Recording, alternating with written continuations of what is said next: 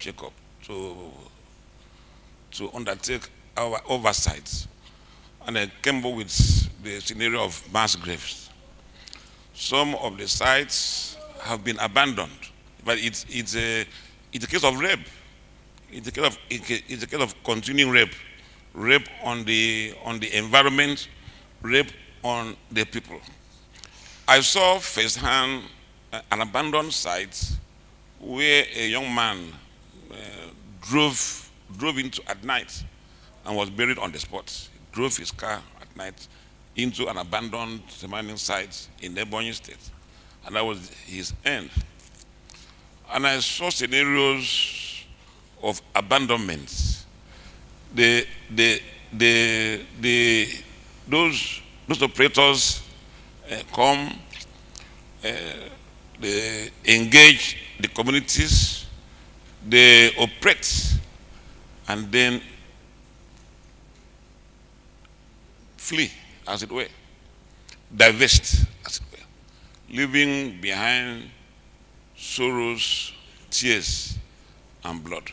So I think this attracts some questions about the intersection of law and policy and the strength of community engagement. And that's why I began by saying, shine your eyes. If they leave the oil and gas sector and come to solid minerals, we must shine our eyes. And that is where we take very seriously the expediencies, the exigencies of community engagement. We have the global MOUs. I served in this state as a former commissioner for environment. And I can say that these big players come to harvest. But after the harvest, what happens to the people? What happens to the environment? They rake in a lot of money, and then they say they want to diversify, they want to disinvest, they want to transit. However the framing goes, there are questions to be asked and there are lessons to be left. But there is a challenge on us to deepen the flanks of community engagement. We must be able to frame our GMOUs or our MOUs in such a way that these companies are held to account even when they want to leave. As a legislature, we need to sharpen the fangs of the law. In fact, in Ebonyi State, I had to direct the company there and then to close up some of the sites that we saw, do a proper remediation, do proper recovery, rather than turning those mining sites into mass graves. And strikingly, some of the youths even tend to celebrate what they are saying, because they see those operations as a source of livelihood. And we went there on a OG, we went there on a sit at home there. So we took a risk because we felt that we have to go and see for ourselves, sit at home. So we went, 7 of our colleagues, and we saw. So there's a real need for proper community engagement. There's a real need for the legal framework so to be sharpened in such a way that operators are held to account. When I was serving this as commissioner for environment, I came up with a policy called the health of the earth. The health of the earth, which contain a mantra of holding operators responsible and liable, getting them to account. This, of course, will raise the issues of the intersection of law and policy. But the stakeholders must be involved. The operators must be. I had thought that CEPLAT will be here because in Akwa Ibom South that I represent, there's a big talk about separate. They have taken over the behemoth of ExxonMobil, and there are still questions that are being raised. There are concerns to be addressed.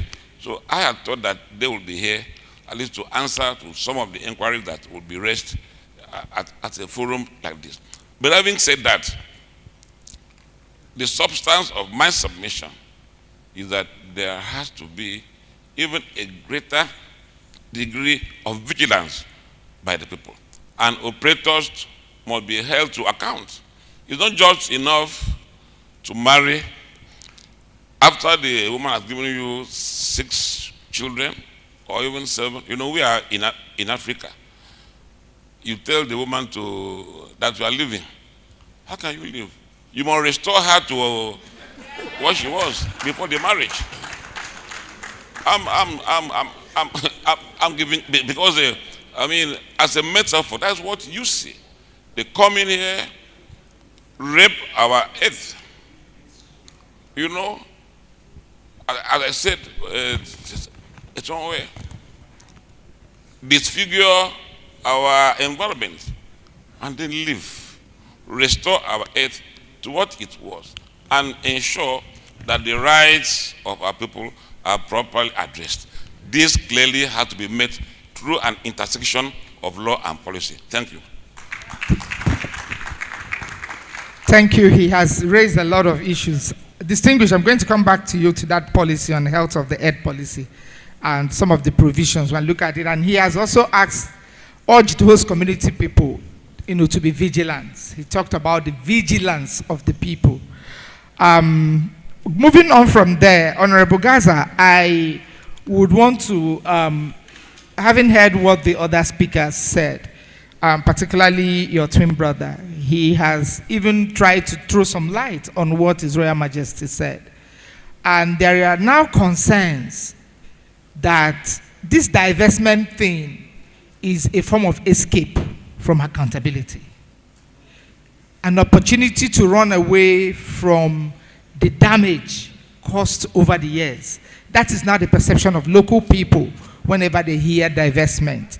So he also talked about sharpening the legal framework, and it rests upon the National Assembly to play that role of sharpening the legal framework to ensure that what has happened before, particularly with crude oil mineral extraction, does not happen again as we are shifting towards critical minerals, solid minerals.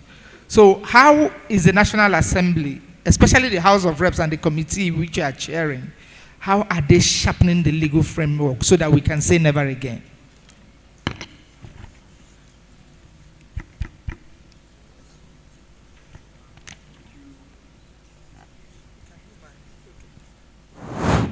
Thank you very much, my co-traveler and my twin brother.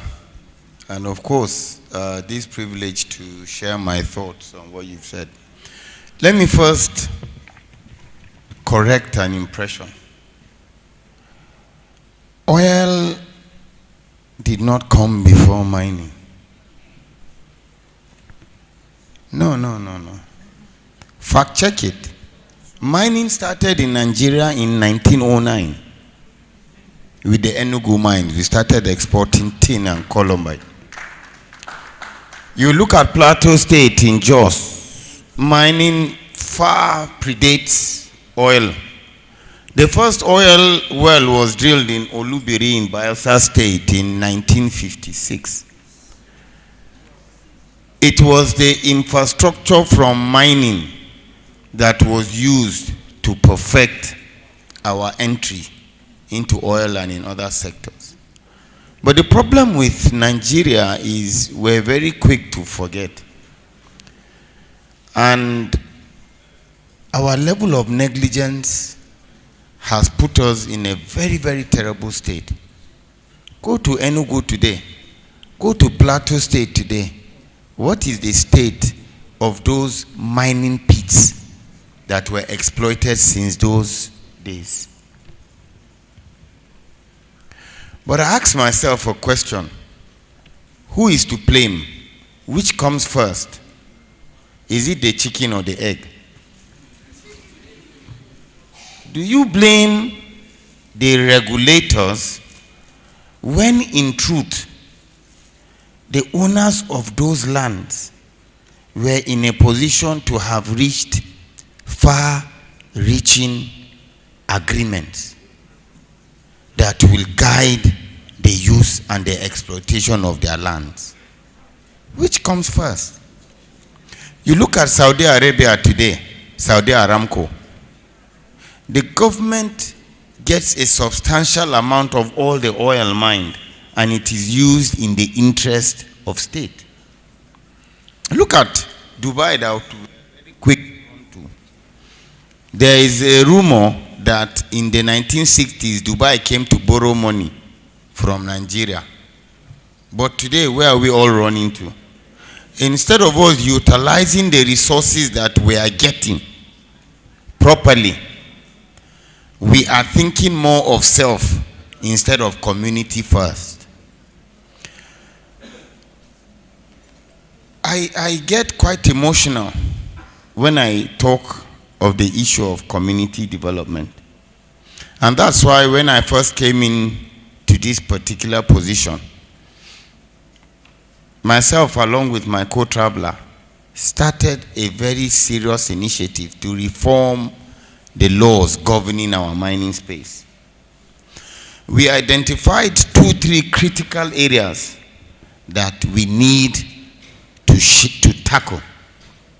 First and foremost, we're agitating that community development, what is coming to the community, should be a definite portion of what is being mined in terms of gross value of what is extracted from that community. And we're attributing that 5% of the turnover of whatever is gotten as profits from what is mined should come to the community. Now, yes, 5% is high. Ghana is doing 1%. The host communities in the PIA is doing 3% of operating capital, if I'm not mistaken. But thus far, the mining space is not as organized as the oil producing space. So that's why we're agitating for something on gross and probably getting like a 1%. Now, when you compare that to what constitutes community development agreements that are signed, and with all due respect to our traditional father here, I see my mother, the queen, looking at me with so much intent. I'm afraid to say what I want to say next. You see some community development agreements where in the agreement, the licensee will tell you that he brought a cow and a car for the chief.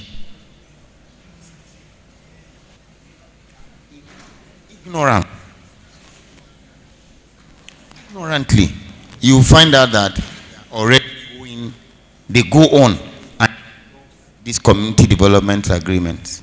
With all due respect, I appreciate the effort that the ministry is making. They've done some kind of reforms and all. But I think there needs to be a total paradigm shift. Whatever you do not define would always be subject to abuse. So till we define a particular quantity of what is mined should come to the host community, you would not see any meaningful development. An example is what is happening in the oil sector. Look at Port Harcourt and look at Shell Compound. Shell Compound is like London inside Port Harcourt. But you can imagine if from the moment the first drop of oil was drilled in Nigeria, we had said 2% must be used for developing the host community of whatever your turnover is. Port Harcourt and the South would have been better than Dubai and America today. So, ab initio, from the beginning, we got it wrong. And we need to begin to correct these wrongs now with the mining space, with further developments that are evolving. We must become more deliberate. We must become more definite. And please, starting from our traditional rulers, we should not be quick. I know poverty has been weaponized. But don't forget that before that mineral was developed, you were living a very good and happy life. Your quality of living, I can assure you, is much better and will be much better than even this thing that has been discovered. Because it just comes and gives you a high like a drug for the moment it's being mined. What happens when that particular quantity that has been discovered dries up? It might not be in your lifetime, but it plunges your future generation deep into worse poverty than when it was first discovered. And that's why I was listening to a commentary in Guyana when they were talking of their trees and they had discovered oil. And they are trying to actually strike a serious balance with the carbon points that they are earning from their forests. Will they want to actually sacrifice it all for the oil that is beneath those trees? So our right from the traditional rulers and the landowners signing off consent, we should be very, very careful. How many communities are actually collecting surface rent? How do you quantify what surface rent should be? Now, another aspect we looked at is strengthening the mines inspectorate department and environmental agency to make it a complete agency. The director of mines is here. How many staff does he have on the field? How is he expected to perform maximally? When you have, for instance, in my federal constituency, I can travel from one end to the other and I need a whole day. That's just in my constituency. And we haven't spoken about Nasarawa State as a whole. Then in the whole of Nasarawa State, you have just 2 federal mines officers. How are they to police? And don't forget that mining is like tax. It's on a self-accounting basis. So how are you to actually go and ascertain what was mined to an end, whether they are actually paying royalties or they are adhering to the laws? It's understaffed and grossly underfunded. In fact, abysmally underfunded. So, in my opinion, we're just playing lip service. It's like we're playing the ostrich. Our head, we put it under the sand, and we feel we're actually hiding.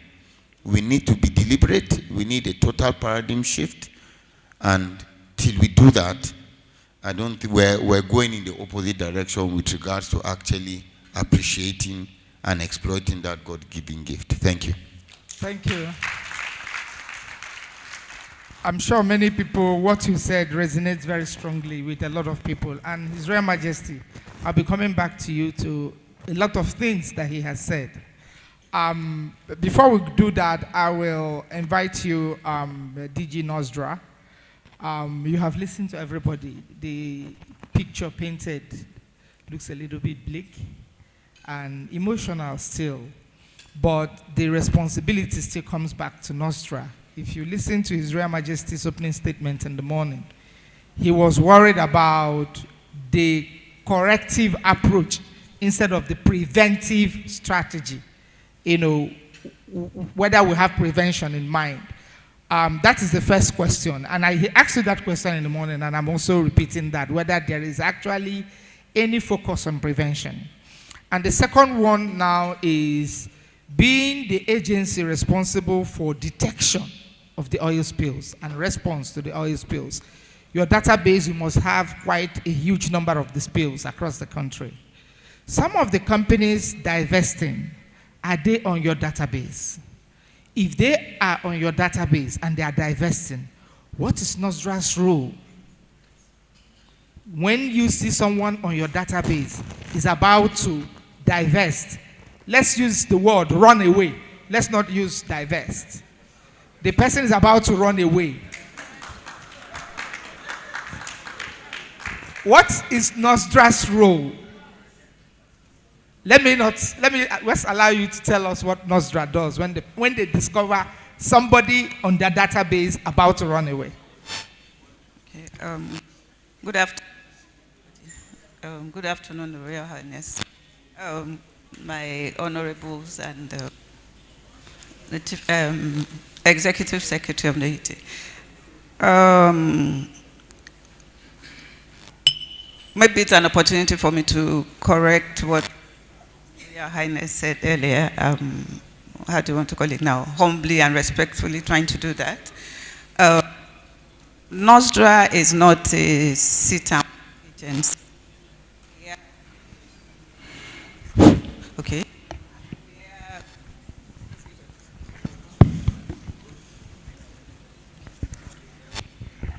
Our roles are to detect and respond. And from the opening remark I gave in the morning, like we said, we continue to try and improve how we detect and respond. It's a very enormous responsibility that has been saddled on us. Our Establishment Act is actually very weak. We've been pushing for the past, I can say, 10 years to try and, what is it called now? To try and review some of our mandates and give us more teeth to bite. Unfortunately, despite all those efforts, no positive result has been yielded. We have recognized the need to criminalize oil spill issues. That includes even the officers responsible for those roles in the companies. Because it's a different thing for me to say, it's my job, I've done what I can do. It's another thing for me to be personally held accountable for gaps that are noticed in what I was supposed to have done. That is where we have wanted to go, so that it gives people more sense of responsibility. But that having been said, the issue of divestment, I can say with all humility that the agency has pushed a lot. We've had several meetings with NUPLC. This issue of decommissioning and abandonment, it really became an issue between us and NUPLC. We spoke a lot about it when the PIA was being enacted. We have continued to engage because we understand that the environment is the most impacted when these companies leave. I don't think it's because the laws are not there. It is always about how we implement these laws when push comes to shove. The oil companies have not left Nigeria. Let's tell ourselves the truth. They have just changed location. And maybe I shouldn't be saying this as a government worker. I think because the laws are becoming more stringent, they are actually moving away to where accessibility is more difficult. That is what I see. Because the communities are becoming more enlightened, they are asking more questions, and they are moving offshore. It's going to take you a lot to get offshore to see what they are doing. So in my own personal opinion, that is what is actually playing out. So the question should not just be they are divesting. The question is how do we monitor them where they are going, because it is still a part of Nigeria. The other thing I would say, the Executive Secretary of Haiti mentioned Norway. I had a conversation with somebody from the Environment Ministry of Norway last year, and I asked them, I said, come, how do you handle decommissioning in your country? And he said, it takes them 5 years. So we should ask ourselves a question. If they are doing it right, and we want to start doing it, I believe that if we are going to take a proper record of the liabilities that are in existence as of the time they want to leave, which include all the judgment debts, all the unremediated sites and everything, we need to do a proper environmental audit. We need time to be able to do this so that we can even say, this is your liability. without being able to say emphatically that this is your liability, how do you get somebody to commit to agreeing to be responsible for that liability? Those are questions we need to ask ourselves. Those are things we need to put into the framework as we want to implement them. Unfortunately, or fortunately, the companies taking over from these IOCs are local companies. So as a people, we should ask ourselves, if we did not quantify the damage properly and extensively, and this liability is handed over to Nigerians, and their Nigerian environment that has been damaged, how do we intend to navigate it when they have signed off and left? Personally, I would suggest that there should be a clause that says any liability either already established or that will be established in the course of the investigation should still remain the liability of the company that created that liability, even if you have sold off. I don't think it should be transferred, because what you want to transfer, you have to fully understand. That is my own understanding of this process and how best we can navigate it, so that we are not slowing down our development, but at the same time we are not, as a country, because whether we like it or not, if they are our companies and there's our environment, as a country, accepting liabilities of what we did not create. Thank you. Thank you so much, Mr. Adeshida. Please, let's encourage her. Those submissions, I'm sure it resonates very strongly with quite a lot of people. Before I invite questions from the audience, the speakers raised a lot of issues, especially for His Royal Majesty and also for the Executive Secretary. But His Royal Majesty, I think some of the issues that especially Honorable Gaza raised require your attention. We talked about, I think the main thing here is for us to understand what would be the role of traditional institutions, especially in divestment negotiations. Are they involved in divestment negotiations in the first place? Or do you just hear that some companies divesting and there are new owners? And apart from that, in ensuring the commitments enshrined in the GMO use, especially the environmental commitment. And apart from that, again, in addition to that, again, we also have benefits to communities, ensuring that it is not going to end up only in the hands of the chiefs. So, can you respond to some of these comments he has made?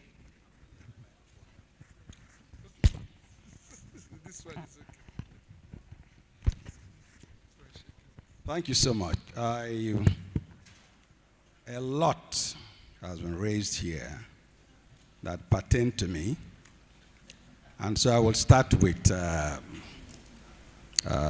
representative of Nostra, who said that, okay, I said that you cannot detect what has not happened, and that it would have been best that we had a body aimed at preventing spillages.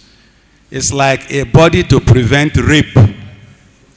If you are detecting rape, it means rape has happened.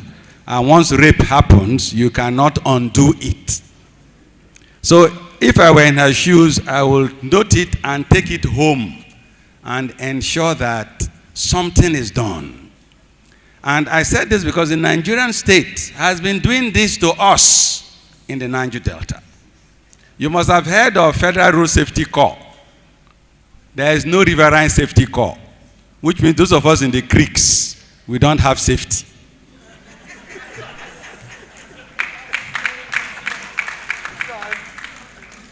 There is, you know, of customs. They are in Tinkan Island and all of that. The ones in Bayelsa, they don't have a boat. NDLA in Bayelsa, they don't have a boat. Even the oil money is used in providing vehicles for all of these establishments. those who are sent to the riverine parts of this country do not come prepared. So when you go to a farm elsewhere, you carry machete. When you go to a farm in the riverine, you don't carry anything. So Nostra, the way the name is, clearly says that it will happen when the rape has been committed. The girl has been raped. That's when they will run down there and try to see what they can do. I don't want anybody to be raped first. Let's prevent it. Now, the other one is still on the part of education. And Shell Darcy is the oil company that came to Nigeria. It was established in 1936 and got a license from Westminster. Got a license from Westminster, which is got a license from Britain to come and exploit or explore for oil in Nigeria. It was a foreign firm. It could not have used money from tin or money from anything else. It came with its own business money to do its own private business at the time when there was no Nigeria. So saying that money from coal or money from tin or whatever is what was used to develop the infrastructure of oil is a lie. We shouldn't say it. If you have documents to show, bring it. But I can challenge you that it is not true. Having said that, the Nigerian state owes every Nigerian its protection. So if a chief does not have the education, and you carry some foreigners and give them license, and then you reduce, what's it called? You reduce the PIB, yes, the PIB that took 20 years, okay, in the National Assembly. When it came, it was plenty, it was big. And when they passed it in 2021, it was thin. So when it was big, in my opinion, it was a people's document aimed at solving all of these problems. The National Assembly midwifed a process where after 20 years, it became this thin. And now I call it an anti-people document. It is against the people. It was passed by the House. The House is supposed to protect Nigerians. The government of Nigeria is supposed to protect Nigerians. So if they give the Ibom man that is coming to my community a license, they give him a visa, they give him a permit and everything, and he comes with his PhD grammar and meets my illiteracy, what should I sign with him if I have to sign anything with him? It has to be a goat and a few kegs of palm wine. So the Nigerian state has to protect the Nigerian by ensuring that the laws and the way these laws are executed protects the man. If you come to my house and you meet my 10-year-old daughter or 6-year-old, in fact, 2-year-old daughter that doesn't even know, say, you go marry me, she say, then you don't marry him. And you feel that that is an agreement that should stand? Should that stand? So you are talking about vulnerable villagers with vulnerable village chiefs, and then you have companies, international companies that are coming to this country to go and meet them to sign agreement. Should they even sign an agreement in the first place? Where is their country? So the Nigerian state has to own up and protect its citizens. What has happened to the Niger Delta, what has happened to anyone that has solid minerals so far, has been the continuous rape and the insincerity of a complicit Nigerian state. The Nigerian state is complicit. We are discussing oil and gas and pollution because the DPR or NUPRC, which was supposed to regulate the sector, has regulated so well. That's why we're here. If it had regulated badly, we wouldn't be here now. Yeah, so their scorecard is why we're talking about pollution and pollution and pollution and divestment. So the Nigerian state has made us vulnerable, unfortunately. And we should say it in forums like this so that those who are listening will know somehow that we should hold those who are standing in for us to do what is supposed to be done for us as a people. I believe I've solved some of Thank you, these. His Royal Majesty. The structure has struck a raw nerve there. I'm going to come back to some of the questions, something you also said before we take questions from the audience. You talked about the new policy that NATE is trying to shape on divestment and environmental accountability. Does it contain the sort of provisions that Mr. Adeshida talked about, that liability should always remain with the polluter? It should never be transferred. That is one recommendation that when she said it, the crowd really cheered. Can you walk us through some of, very briefly, because I've been told we are out of time, some of the provisions we are to see in this new policy that NATE is influencing? Well, thank you very much. I would like to thank His Royal Highness for his very deep concerns. But when we make reference to Nigerian state, I also feel that we are all guilty. We are all in this together. The Nigerian state includes we, the citizens. The Nigerian state includes traditional rulers. The Nigerian state includes local government chairmen, councillors. The Nigerian state includes the state governors. The Nigerian state includes members of the House, Senate, reps, all of us. And there are very stringent regulations that have also been put in place, having worked in this sector. We have the 13% derivation. We have the NDDC. We have the Ministry of Niger Delta. We have the Host Communities Development Trust Fund. We have, there are so many institutions that we have around, in and around us, that we, the people, should take responsibility and ownership and advocate all of them to work. So, you see, we should begin to learn how to move from lamentations, because we have lamented a lot. Every conference I enter, Nigeria was found, Nigeria is rich in oil and gas, and so every day we talk about it. So lamentations sometimes send us into avoidable depression. Let us learn at this point to begin to hold each other accountable and see how things can change in Nigeria. Having said that, the policy we have put in place, approved by our board, is one step that we have started. Because like I said in my speech, you cannot plan without facts. The policy we are looking at is to provide oversight on all IOCs. It wasn't in place before. If it were, there are gaps which we intend to fill.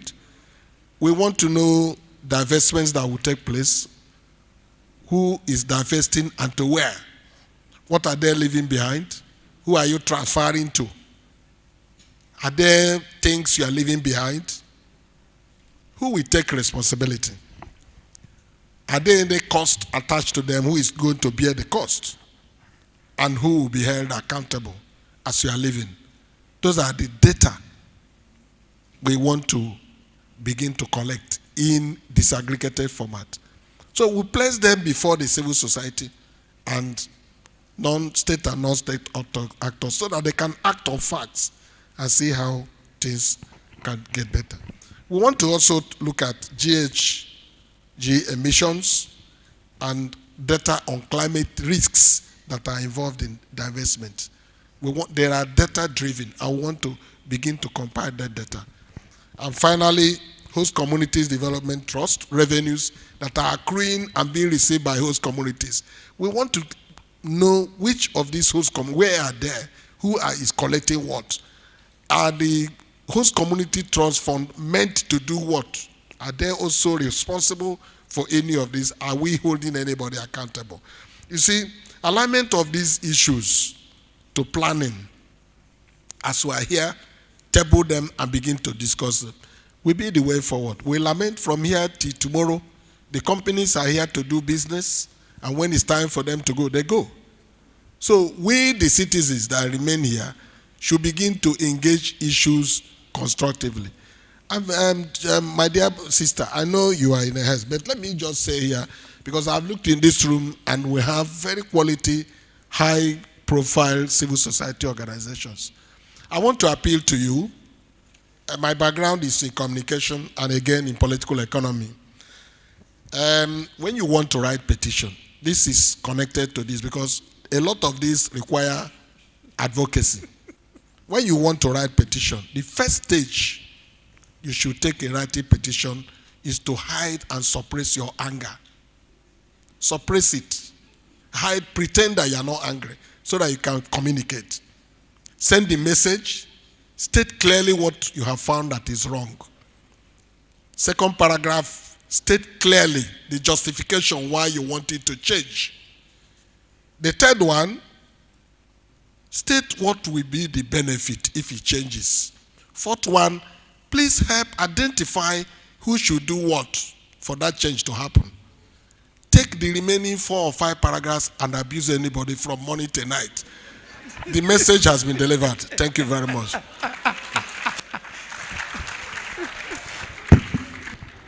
The ES has hit us below the belt.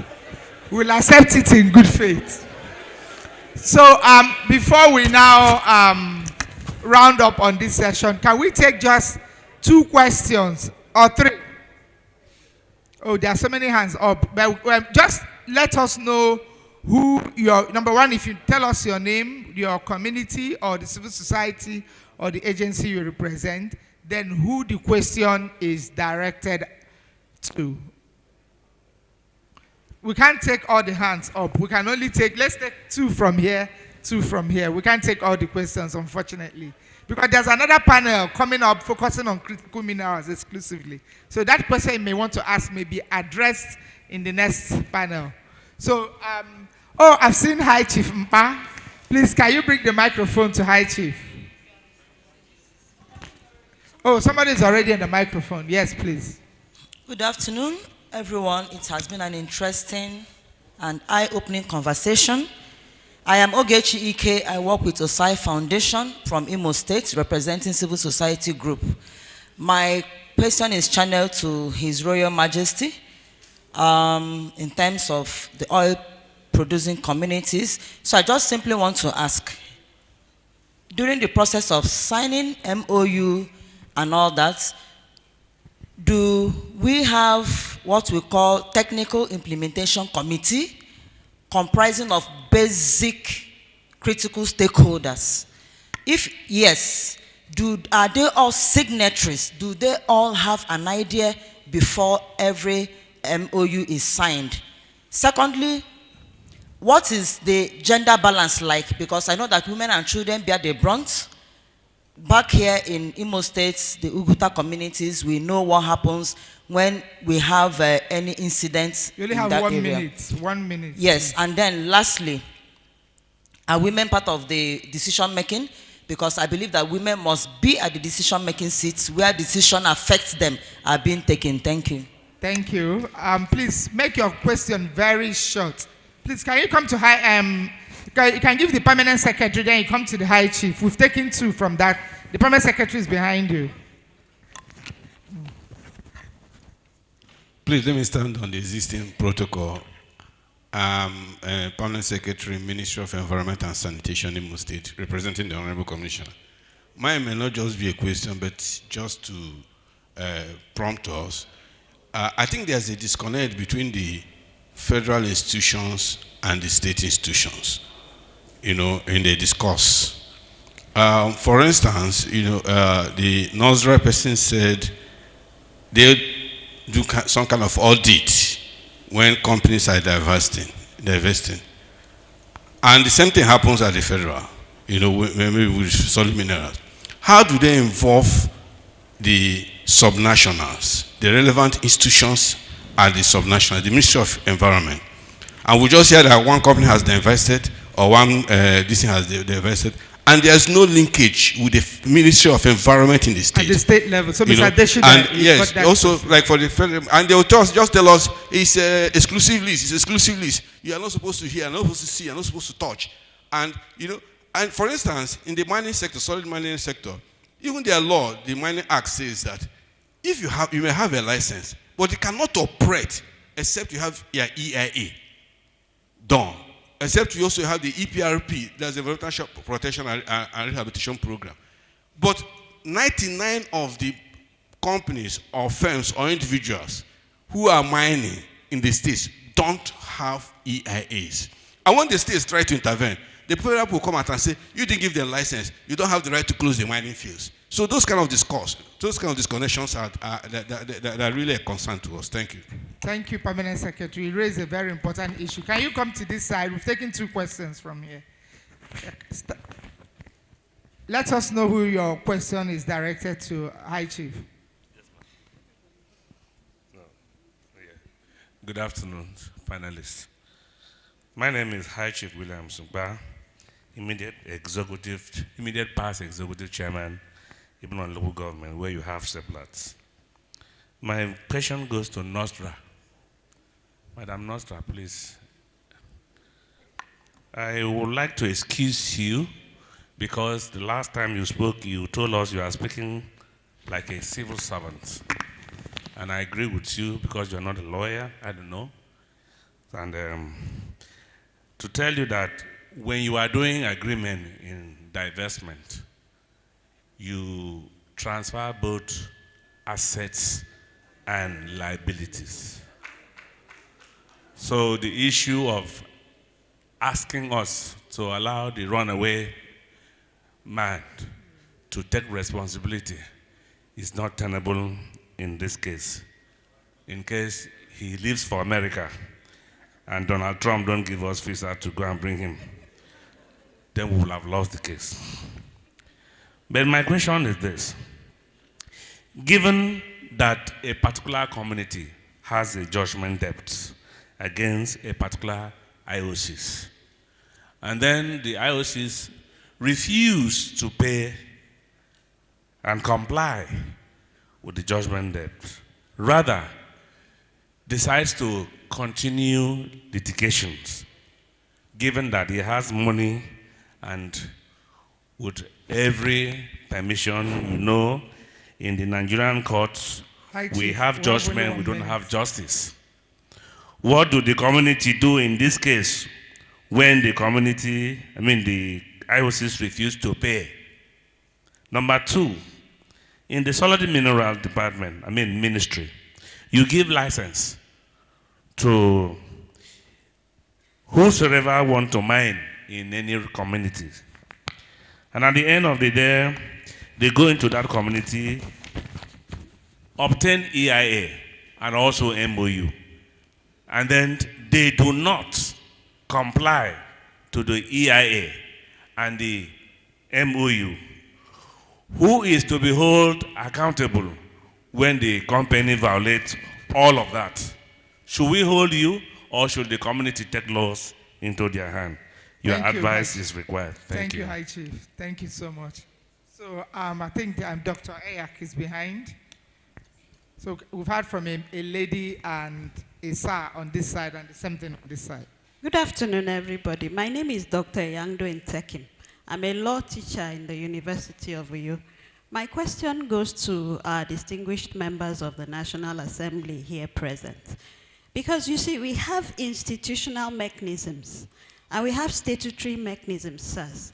And you then say that the people involved, the members of the public who are the victims and who should be the beneficiaries of these institutional and statutory mechanisms, should shine their eyes. There are legislative roles and there are community roles. Beyond advocacy, beyond information dissemination, in what other way, and lobbying also, in what other way should civil society, quote and unquote, shine their eyes? Thank you for the questions asked. So all the panelists, you have questions. So Mr. Desida, we'll start from you because a lot of people focused on your ministry. You also give your closing remarks as, because we are closing the session. Thank you. For the issue around decommissioning and carrying the states along, what I said was that during the enactment of the PIA and up till date, as an agency, we have continued to engage. because at the federal level, we're the only agency of the Ministry of Environment that is supposed to oversee the oil and gas space. So what we have continued to do, we have raised the consciousness and awareness around the environmental problems that might be left from improper decommissioning and abandonment. That is what I said. We have not been given the mandate to do that. We are pushing for it in our in the review of our agencies act, but it has not been passed. So right now we are not the ones doing it. We've only been engaging NUPRC that is doing it now under PIA to see how they can ensure that it is done properly. To answer my high chief, what I said was, I know that issues of when you're transferring this, you transfer assets and liability. What I said was, how do you transfer a liability when you don't have proper records of what the liability actually is? That is what I said. So instead of transferring hurriedly, that's why I mentioned the 5-year gap that Norway does, you should try and find a way to, you can transfer, but also know that until we get the facts and figures correct, this aspect of it is not closed. And we also know of cases of what you say, you call retention in contracts. There could be a retention for issues around these liabilities when they are finally properly estimated. That is what I said, that you can't do this without proper data. And I'm very sure, because I am in that industry, we don't have very good data as a people. That's the truth. Thank you. I think I'll leave the shine your eye question to my twin brother, my co-traveler. But I would want to most respectfully respond to our traditional father. Ignorance of the law is not an excuse under the law. We cannot abrogate our responsibility. The Almighty God made you a traditional ruler, or makes traditional rulers rulers, to be able to protect the right of their citizenries and the people under them. When somebody brings an agreement to your community to sign, I don't believe there's any community that does not have at least one person that has gone to school.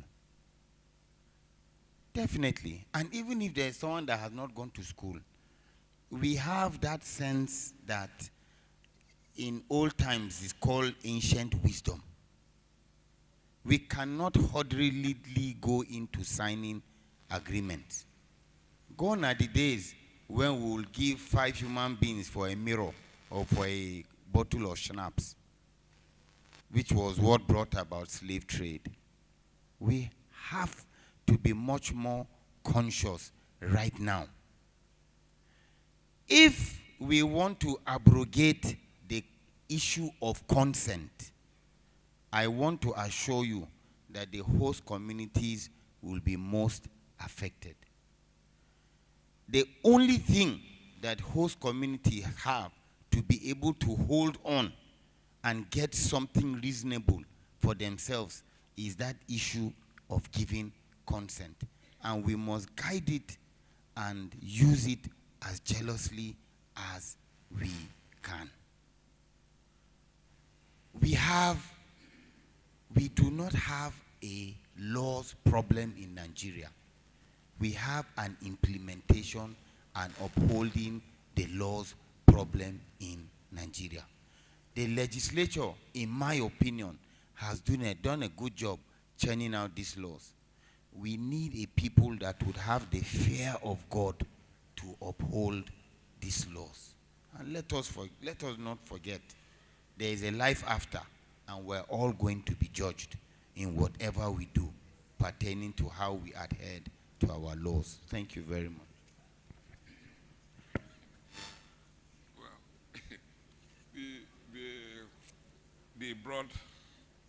the principle of shine your eye.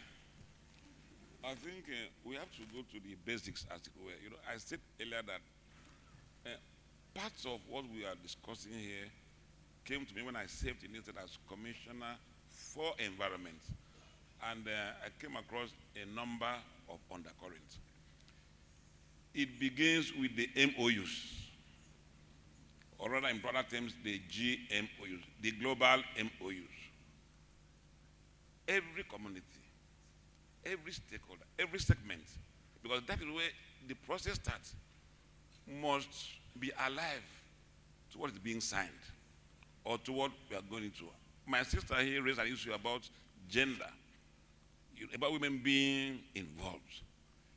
If we can have a sort of uniform practice where women are involved, youth are involved, and our real fathers are also involved.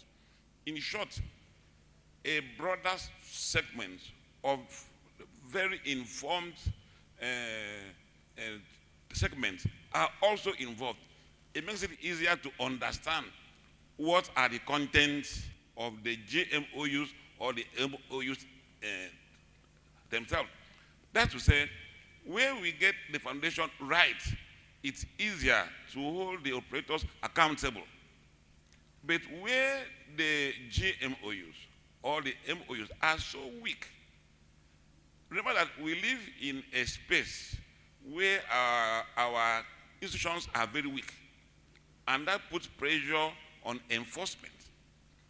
But where, from the beginning, everybody is involved in a lively way, and the contents of the instruments or the MOUs are properly understood, it makes it easier to hold the players accountable. My sister, Professor Ntek, Prof, as it were, asked us what we are doing. I can report that the Senate is doing investigations. And let me say that while this process was ongoing, and it's still ongoing, some of the operators became suspiciously hostile, as it were. They even challenged the powers of the National Assembly to investigate them. The National Assembly was challenged, interestingly so, about our powers to investigate the operations of some of these players. We were shocked to our marrow. So we resolved that we must investigate, and that we are doing. So we face hurdles, we face resistance, but since we are committed to saving this country, investigate we must, and that we are doing. As I said earlier, where it becomes imperative to sharpen the fangs of the legislation, we must do it. But as my twin brother has said, our major challenge is not really the absence of laws, as it were. It is the enforcement. We must own up to our laws. We must see ourselves as part of the enforcement process. That's why I'm saying that we must get the foundation right by asking the necessary questions about the agreements, about the MOUs, about the GMOUs, and get as much as possible the broader segments involved. The youth too, because this is a very critical segment. The youth must avoid being divided. Because what some of these players do is divide and rule. They pit the youth against the elders, pit the elders against other segments, and they deprive you of your rights. So every segment must be alive to the politics of the industry. I think that is the truth. The politics of the industry, whether it is the oil industry or the mining sector. We must shine our eyes, as it were. But as a legislature, we will continue with our investigations. We will deepen our inquiries and ensure that the proper things are done. Thank you. Thank you, distinguished. So, some of the questions. Well, no question was thrown at Naiti directly, but I think this might be the only time I have to round up. And if I'm taking us back to where we started, navigating a changing extractive sector, what is at stake. For us in Haiti, everything rises and falls on credible information and data. And we are prepared to lead that process. We have always been, will continue to be. Whether it's from interventions by NOSRA, they will need credible data. Mapping that is cascaded along who is to do what in terms of stakeholders mapping, supported with credible information and data. And NITI is set to be providing that, whether it's legislative oversight, investigation, public hearings, and monitoring, data is required, and NITI will be playing that role. Host community interventions, which His Royal Highness is passionate about, data is required. For all of these, our job is to provide reliable information and data, and we highlighted that enough in the speech we made.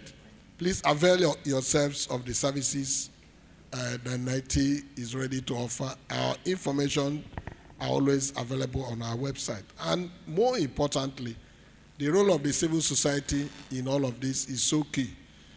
And then being able to build a synergy between rural-based CSOs, those who operate at the subnational level, who are actually at the scene of the incident, and those who are at the national level, building a strong support base between civil societies based in the subnationals and those based at the national level. The same thing with the media. And that's why the NET conference has been playing a very important role. I was in Owerri, the one they had for the southeast, and I saw that gap they are trying to bridge.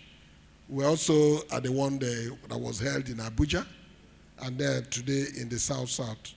We want other credible civil society organizations also that are largely gathered here to key into this, and you can always have NITI at your back as your agency to partner with you. On that note, our data will continue to expand, and our scope of engagement will continue to be very wide. Thank you very much. Thank you so much. I'm glad to be part of this session. A question was thrown at me here directly about MOUs and the rest and women participation. For those of you who were here in the morning, I was detailed by Her Majesty the Queen to speak on her behalf, and I did. So in my kingdom, women participate. And I want to urge everyone else from every other kingdom to ensure that women participate in governance and in the activities of the communities and kingdoms and the state. As a matter of fact, the current head of the Federal Civil Service is a woman from my kingdom. So having said that, we are a little different. So going further on MOUs. MOUs were being used before. And then the world, we saw the inadequacies in MOUs. They were not justiciable. They were not binding. The companies were choosing and picking what to implement. And so the Nigerian state, more or less, out of some pressure, said, okay, let's have GMOUs. So GMOUs were improvements on MOUs. Today, we have the PIA.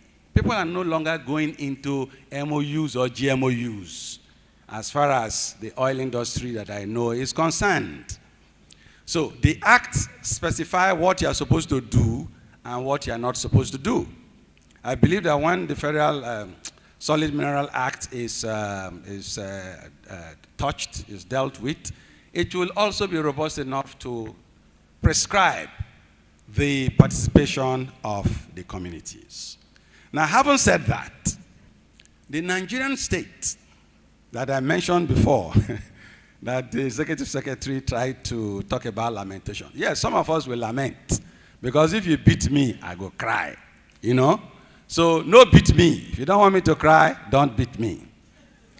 The Nigerian state has institutions.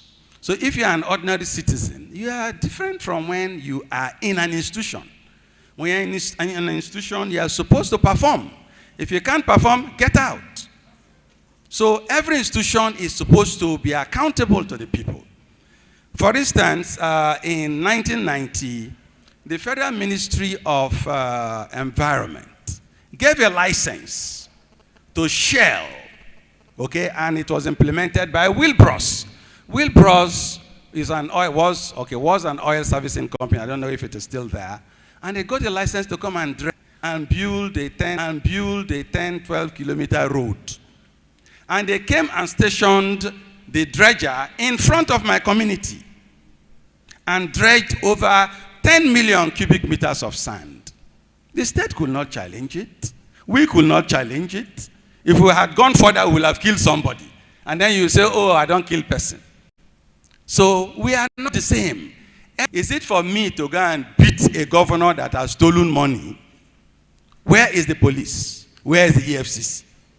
You want me to be taking laws into my hands? That is not my job. So if you have a job, do it. And so the call here on Nigerian citizens is to hold every institution in Nigeria accountable. So pressure them until they are accountable. All the PIA we have now is part of it. The all the improvements are part of what we are calling for.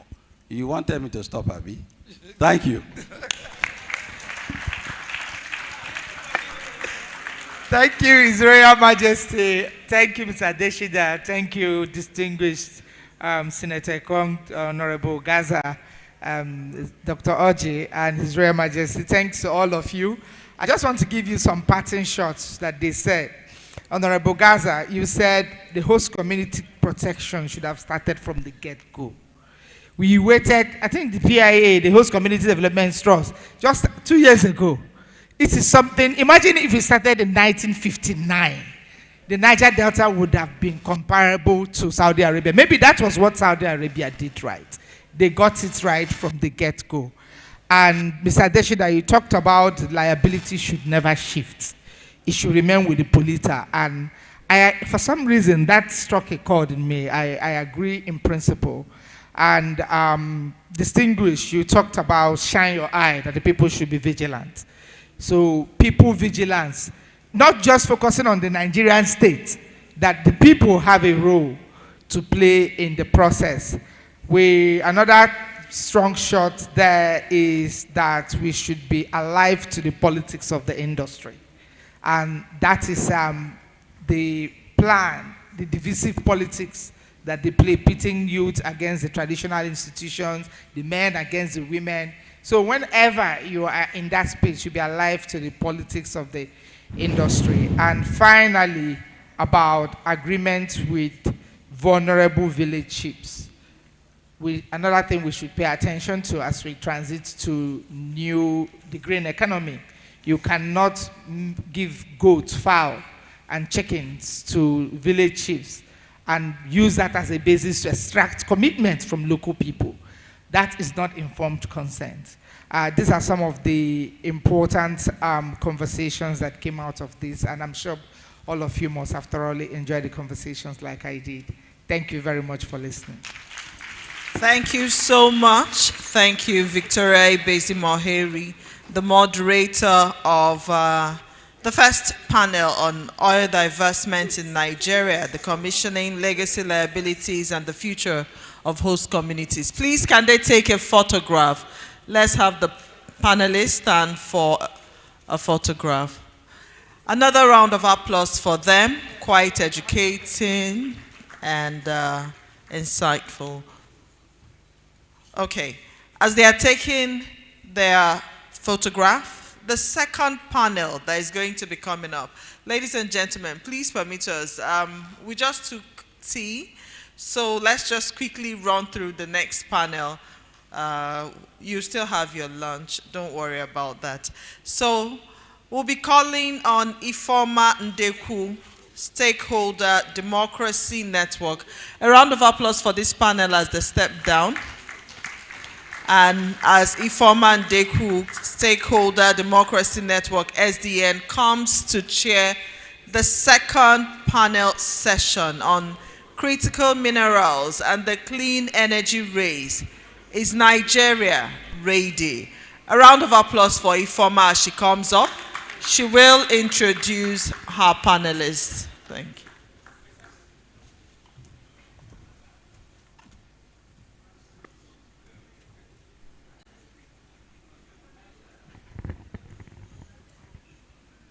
Hello.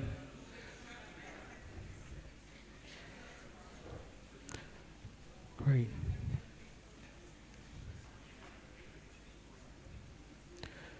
Good afternoon, ladies and gentlemen. Permit me to stand on all existing protocols. For the second panel session this afternoon, we're going to be discussing another very important topic. Hello.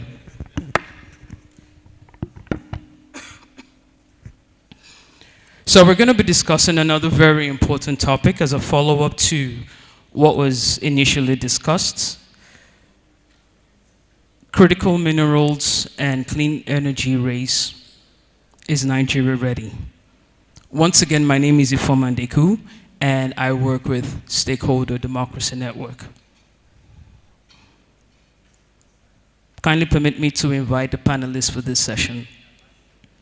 First person on the list is Engineer Ganiyu Imam. He is the Director of Mines Inspectorate, Ministry of Solid Minerals Development. Engineer Ganiyu.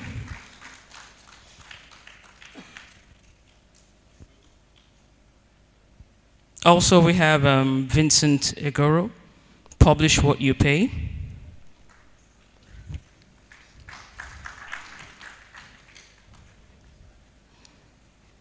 He is the head of the African region for Publish What You Pay. Round of applause for him, please.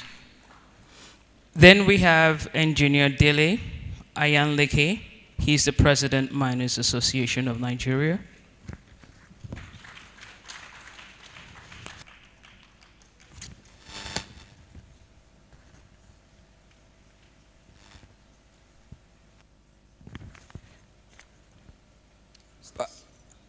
Is she here? Is Mrs. Princess Margaret Elayo here, the Commissioner of Solid Minerals Development, Ministry of Environment and Solid Minerals for Nasarawa State? Is she here or represented? Okay. Then we have Aliyu Amba from Kogi. A round of applause for him. And finally, we have Aminu Mohammed from Nasarawa State. Please, a round of applause as they come up stage.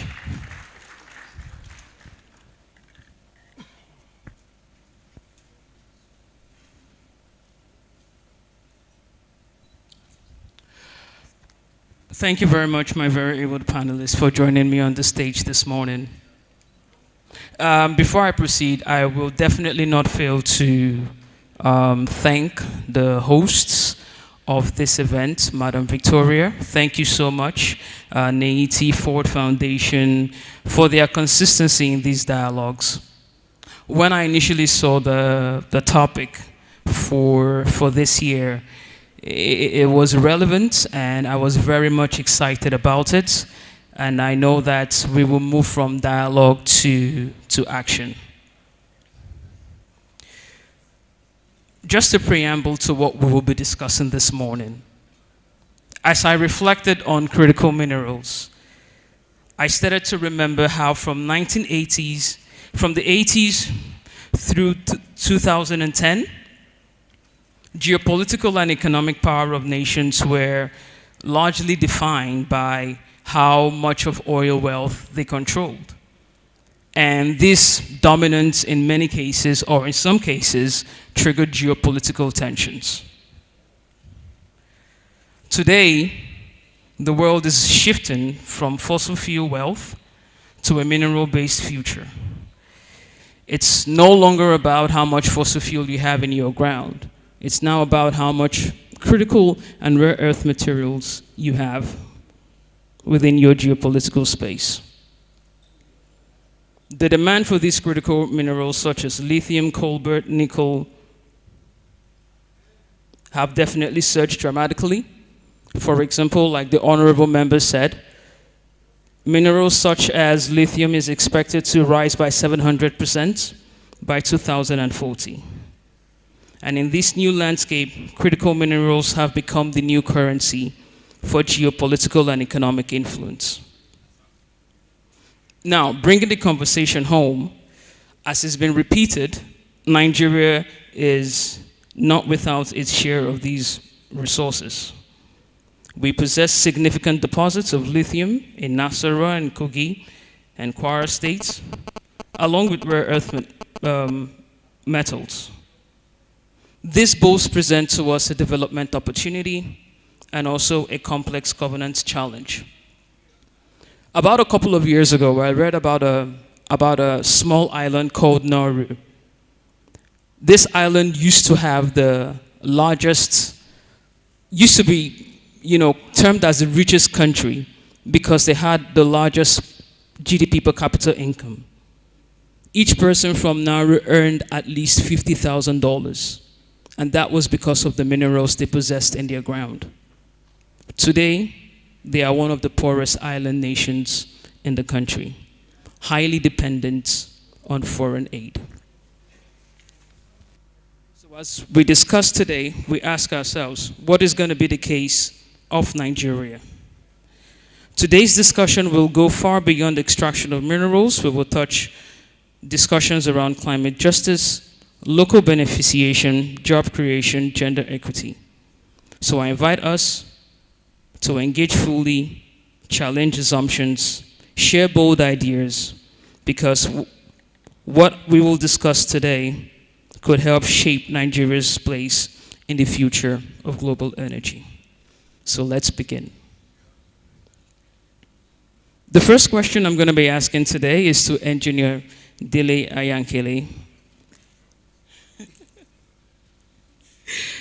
Sir, as the world transitions to clean energy, demand for critical minerals is rising fast, such as lithium, cobalt, and all. How well positioned are we to take advantage of this shift?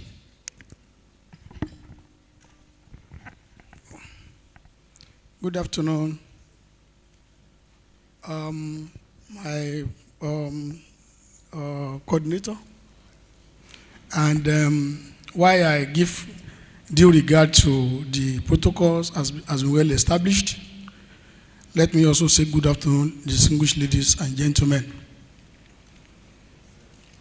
When I first saw the topic to which we are to speak to this afternoon, that is Nigeria ready? The first question I asked myself is that, why should Nigeria not be ready? It is like, for how long will the train, a global train, wait for just Nigeria? This is a global trend. This is a transition that is of necessity. And Nigeria cannot afford not to be ready.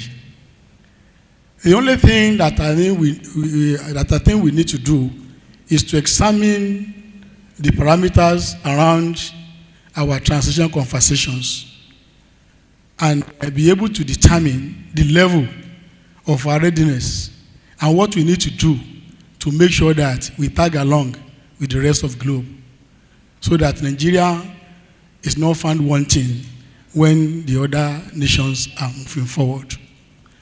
And in examining this, I saw a lot of good things going well for Nigeria in the energy transition race. The number one is that Nigeria is well endowed, no doubt about it, with the minerals that are needed for green energy transition that have been mentioned.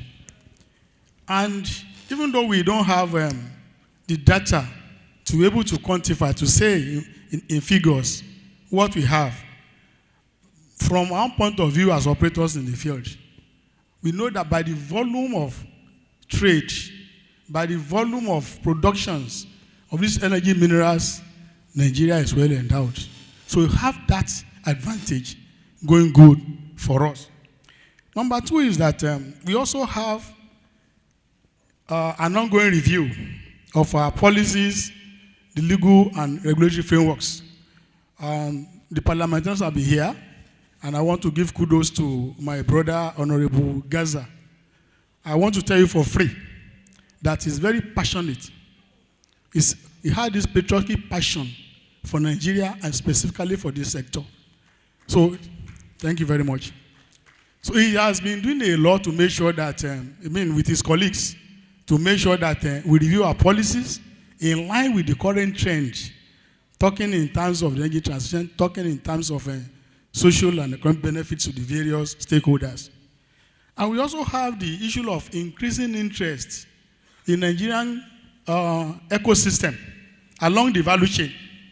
You see a lot of Chinese and other foreigners in Nigerian fields now because they know we have these materials. And of course, not even limited to that, we also have those who are now coming in trickles to develop, to process our materials into some level of finished products that can improve our industrialization. We also have some pockets of divestment. We are hearing that there are some oil and gas giants who are now divesting to solid minerals. All these things are very, the advantages that sit well with our race for global energy transition. Thank you very much. Thank you, Engineer Dealing. A round of applause for his response, please. Now, as a build-up to that, sir, he talked about increasing interest in this sector for mining critical minerals. How ready are we in terms of regulatory framework, especially in meeting global demand and also in driving our own energy transition plan? As a director, what have we done in terms of providing the regulatory framework to drive investments in the sector and also to meet global demand? Thank you. Thank you very much, the moderators. And with this opportunity to thank the organizer, because this forum is very important forum that we're able to extract what's going in the mineral sector to the public. With your question, if we look at that, we are looking at the governance of the mineral sector generally, not only on the critical minerals. Because when you talk about critical minerals are the essential minerals that are in line with the modern technologies and the economy of the country. But when we talk about the governance, we have to look into our regulation, which is very robust in the country as compared to other regions. I will not talk about the issue of ammonia minerals, that is oil. But in solid minerals, we have a fantastic law and regulation in mining. When you look at the community, there's two things that govern mining operation in Nigeria. Firstly, we look at the consent, and also we look at the government participations, which is license. And I want us to let us define the consent. Consent is just a mere agreement. It's different from CDA. Because you can only come on CDA when you have committed mining operations. What does that acronym mean? That is Community Development Agreement. But the consent is for you to consent the operator to come into the village to look what is there. You see, when you look about solid something that is capital expenses. A real genuine investor cannot go on CDA with you without know what is on the ground. So in that cases, it is the duty of the community to see the governance, the safe mining in a particular area. And how is that? If they are able to govern their consent very well, if they're able to gather their CDA, that community development very well, just like what Honorable Gaza was saying, a CDA is very important. A CDA is not something that you will say my functions will be employed by company. A CDA is not something that you have to give, you will pay me in the payroll that you'll be collecting salary. It's a thing that you have to develop your community where your son or your offspring coming, we know what exactly going on in the community. Because we should have in our mindset that these minerals are being exceeded before everyone else here. But see, God mercies, He bring out during our own time. So that's why as head of the community, you have to look in to have a project development, not to employ. That's part of the mine saviors. And also with that, you control illegal mining within your community. Because the more illegal miner, the more insecurity in your community. But if you are not look at the people who are coming, scrutinize them well, before you can consider them to come in, there will be a problem in community. And that's why in mining law, the government can never issue a mining license without a full agreement, a full consent of the community. Also, when look at, first before I say this, I will appreciate the Twins brothers in terms of mining sector, because they have been go all around to support the sector.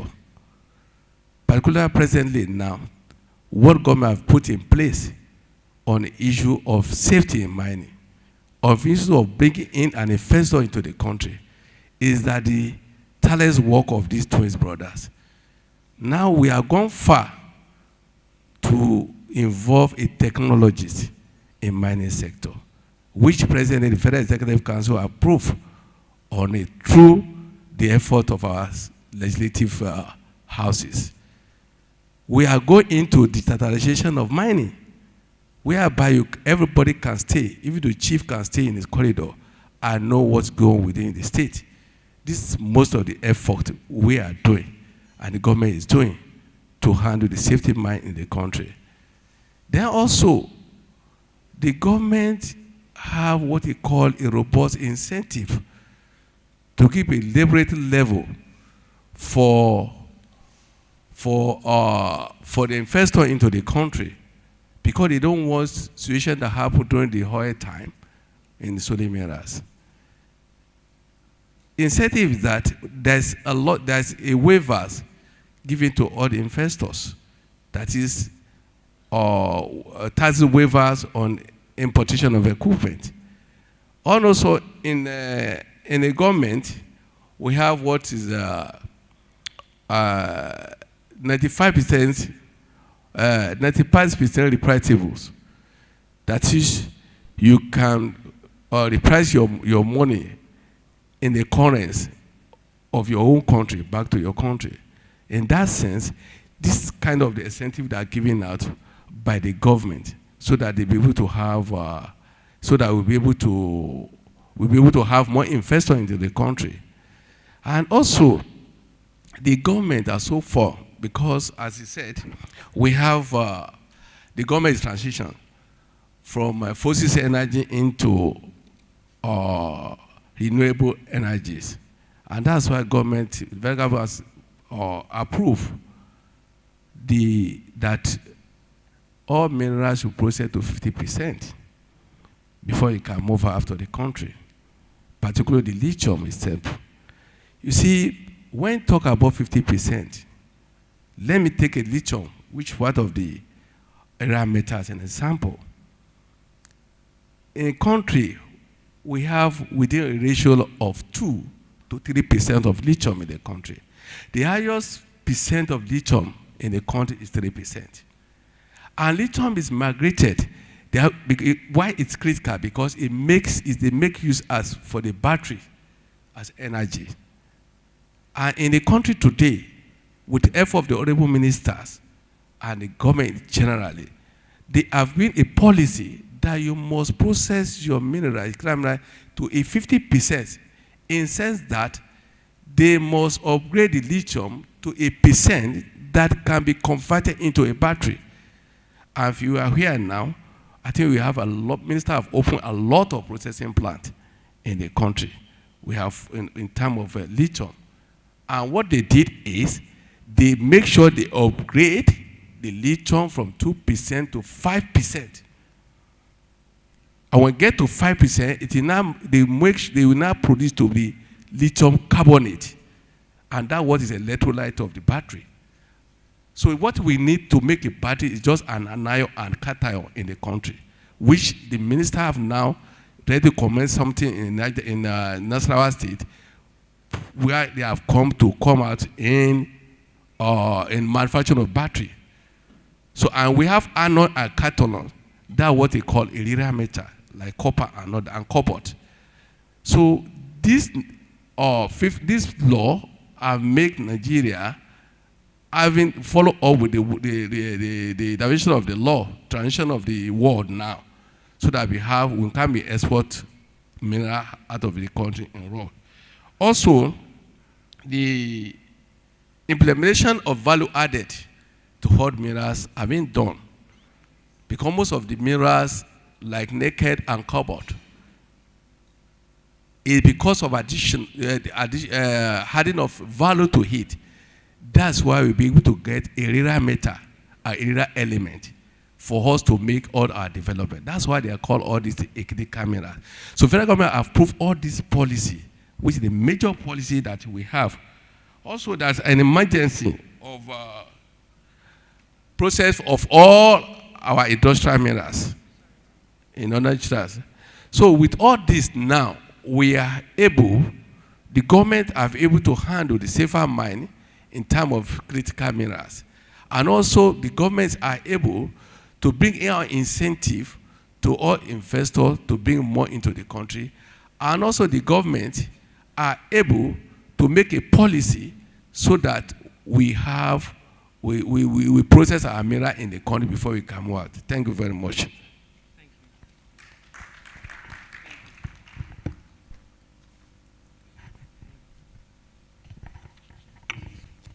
Thank you. So, Mr. Vincent, part of the things he spoke about were some of the things we discussed during our side chat, and we were talking about local beneficiation, and you talked about Indonesia and how much billions of dollars that they have made. I know he's touched on it a bit, but the question I already had for you to answer was just to speak more a little bit about that, and just to discuss, what we can do in the mining sector to make sure that we are not making the mistakes of the past. And just as Engineer Imam has mentioned, what can we do to ensure that we are building a value-added industry, not just one that is focused on export of the raw materials? Thank you. Yeah, thank you so much. So I really welcome this conversation. I think it's timely, given what's going on globally around the energy transition. Because you see that it's often touted, and this is true, that Africa holds over 30% of the critical minerals that is required for the energy transition. But the global energy race is not about who has the minerals. It is really about who is adding value to the minerals, who controls the value chain. So globally, we see that China has a chokehold on the energy transition not because it owns the mines. China does not own the mines. China owns the industries, it owns the tech, it owns the added value to the minerals. And that's why you see that the US and the EU are now scrambling and coming into Africa to enter these MOUs with African governments around their critical mineral strategies. It's really around the geopolitics. And yes, it's been mentioned that a lot is happening within the solid mineral sector, thankfully, and there's been that establishment of a policy on beneficiation. So I think that for us to move away from being a pit stop where companies, countries come to extract and go, which is something that has happened in the oil industry, where we just rely on the royalties from crude sales. What we really need to do is the enforcement of value addition and beneficiation. And that's something that we are championing across the continent, you know, not just only in Nigeria, but that countries in Africa need to come together to have that policy on value addition. Now, enough about policies, enough about laws that exist, but it's really about how are we enforcing these laws, how are we enforcing the policies, and how are we incentivizing the establishment of these factories and industries that are needed. And if you look at what happened in Indonesia, like the examples I gave you earlier, was that in 2016, Indonesia used to have revenue of $6 billion from their nickel. They produced nickel and they had $6 billion. And in 2020, they enacted a ban on the sale of raw nickel. And the government demanded and required that nickel there has to be value addition to their nickel, and that companies and investors need to set up factories to begin to either they want to set up smelting plants or they just want to process nickel in the country. And in 2022, their revenue jumped up from $6 billion to $30 billion. That shows you just how much we can get as a country. And that would even help with, because we saw from NATI report that the solid mineral sector produces or adds less than 1% or about 1% to the GDP. There's a lot more that we can unlock if we begin to mandate beneficiation in the country. It's the same thing that Zimbabwe is doing. I know we have that, but how are we enforcing it? How are we ensuring that nothing is leaving our borders without it being value being added? Because beyond just ensuring that we are going to get jobs, there are a lot of trace minerals when you are extracting lithium, for instance. There are lots of trace minerals that these miners are not accounting for, that revenues are not given to government because they are saying we are extracting lithium and they are giving you royalty for lithium. But when they go back to their labs, there are so much trace minerals that they get, addition to that lithium that doesn't come to the country. So I think that that's something that needs to be done. And I'm also thankful that the honorable member and the distinguished senator talked about the fact that the Mining Act is being in the process of revision, because, I mean, we are in 2025. We cannot be operating on a law with a law that was enacted in 2007. The world has changed far, far, far beyond 2007. So we need to move quickly in ensuring that we have a law on mining and minerals that will capture the issues that we've been talking about all day here. And one of the things that needs to come out clearly has to do with value addition. It's something that I'm appealing to the members of the National Assembly to hold the government, the executive government, responsible to be able to push to ensure that they incentivize the establishment of these industries and make it mandated in the law, requiring like what Zimbabwe is already doing in Africa here. And then we also need to look in terms of communities. How are communities participating within these processes? Yes, you can have community development agreements, but sometimes these companies manipulate the systems. We have been at the forefront at Publish or to Pay in ensuring transparency within the mining and within the extractive sector generally. And we know just how crafty companies can be in exploring the loopholes in these laws that are there. So we have to understand this and ensure that these things are well captured as the new laws are going to be in place. Another thing that needs to work for Nigeria is the establishment of processing zones. I talked about incentivization. So one of that will be that we need to have critical mineral processing zones, whereby maybe there is a tax reduction or certain incentives that are given to investors who want to come and play within that particular sector. And we should not expect the West, the global North, to come and develop our countries. We need to begin to look at establishing and financing local ventures. The only way that Africa and Nigeria can develop is when we have more local entrepreneurs, social entrepreneurs, investing and establishing these industries, not just waiting for the US or the EU, who are looking at how to take the money and go, reinvest and develop their economies, but also looking at what we need to do to ensure that local entrepreneurs in Nigeria are in the system. And one of those things could be that we could mobilize support from the Nigerian Social Investment Authority. They've got monies there. Why don't they channel that money into these ventures for local enterprises? And also relate with the development banks to ensure that these things are done for us. Thank you. Great. Okay. It seems you want to hand it over to me.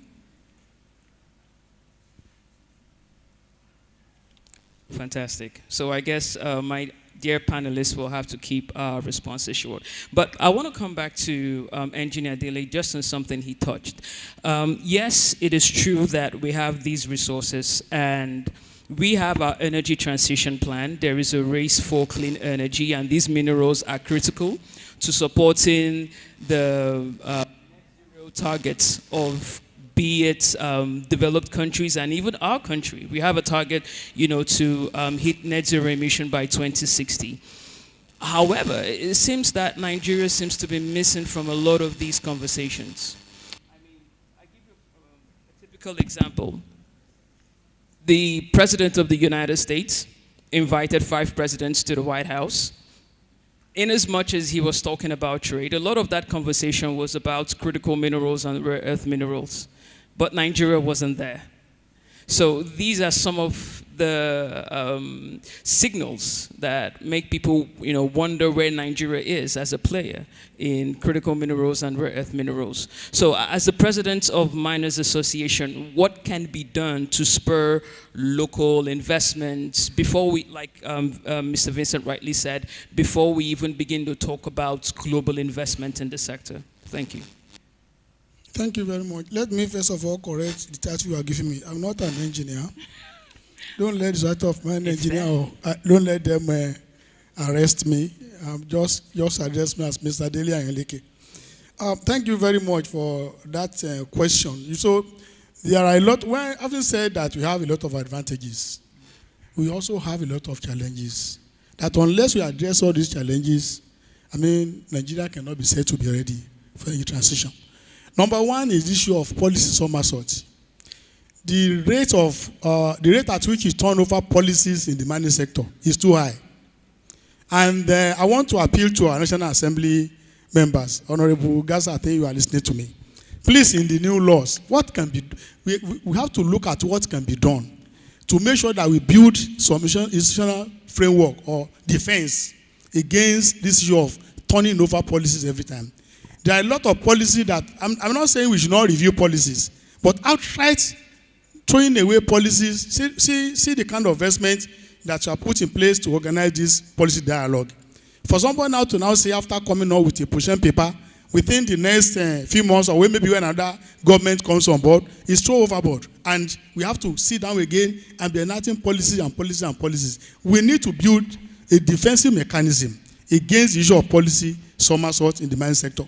Coming next week or 2 weeks or thereabout, we have been invited again by the Ministry for roadmap on lithium and critical minerals. There is one roadmap in 2016, which even has implementation committee, but somewhere along the line, within maybe few years, maybe 3-4 years, that road now was abandoned. And we keep on enacting policy every time. So we must do something about that. Then, presently, Engineer Ganiu said about the issue of having robust regulatory frameworks in the mining sector. Yes, he's right. But presently, that regulation, the laws and regulations is operating in a very toxic environment. And what do I mean? It has been said that the fact that one sector is under exclusively does not mean that other subnationals should not participate. But in participating, I think we need to have to streamline our regulatory environment in mining. Today, as we are talking here now, if we have maybe close to 40 parallel laws on this issue of mining. We have the federal law. We have all state governments enacting executive orders and setting up task forces as against what the law says. We are not saying that a law that has been exempt for the past 18 years or so is not due for review. Yes, but in reviewing this law, I think we need to come on the same page. We need to come together and make sure that we are in one parallel, we are on one page to review the law to take care of all lacunas that might be existing along the implementation line. As we are talking now, I'm sure most of us are in the news. We hear a lot of state government banning mining activities. We see places like Taraba burning down mining equipment. And all the state government will still go back to federal government and collect revenue accruing from other sectors. I think we need to, and I've had cause to participate in so many dialogues, National Assembly, and I've also have so many interpersonal rapport with the Honorable Chairman House Committee. We are not even seeing much of these state governments coming up to propose amendments, to propose whatever they think can work well. And I think this is very, very important. If they don't come, we can trace them to their addresses. They have 3 addresses. They have members of the National Economic Council, members of National Council of States, and they have their Governors Forum. We can track them and make sure that they come up with amendments that will suit all the types of government but for us now to be operating on about 40 parallel laws, and we say we want to transit with the rest of the world, I think that is paying lip service to all this conversation. And also maybe in the course of trying to regulate, to review the laws, please, sirs, we need us to streamline the oversight functions of all the MDAs and other security and law enforcement agencies. It seems that everybody now wants to come and do oversight on mining.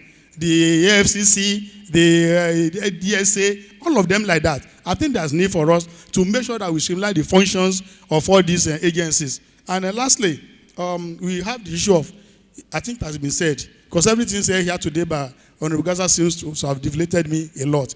This issue of undercapacity of regulatory agencies. If you actually want to get money right, if you want to make sure that all our laws and policies are well implemented, we need to improve on the capacity, human capacity of the regulatory agencies. Thank you very much. Thank you.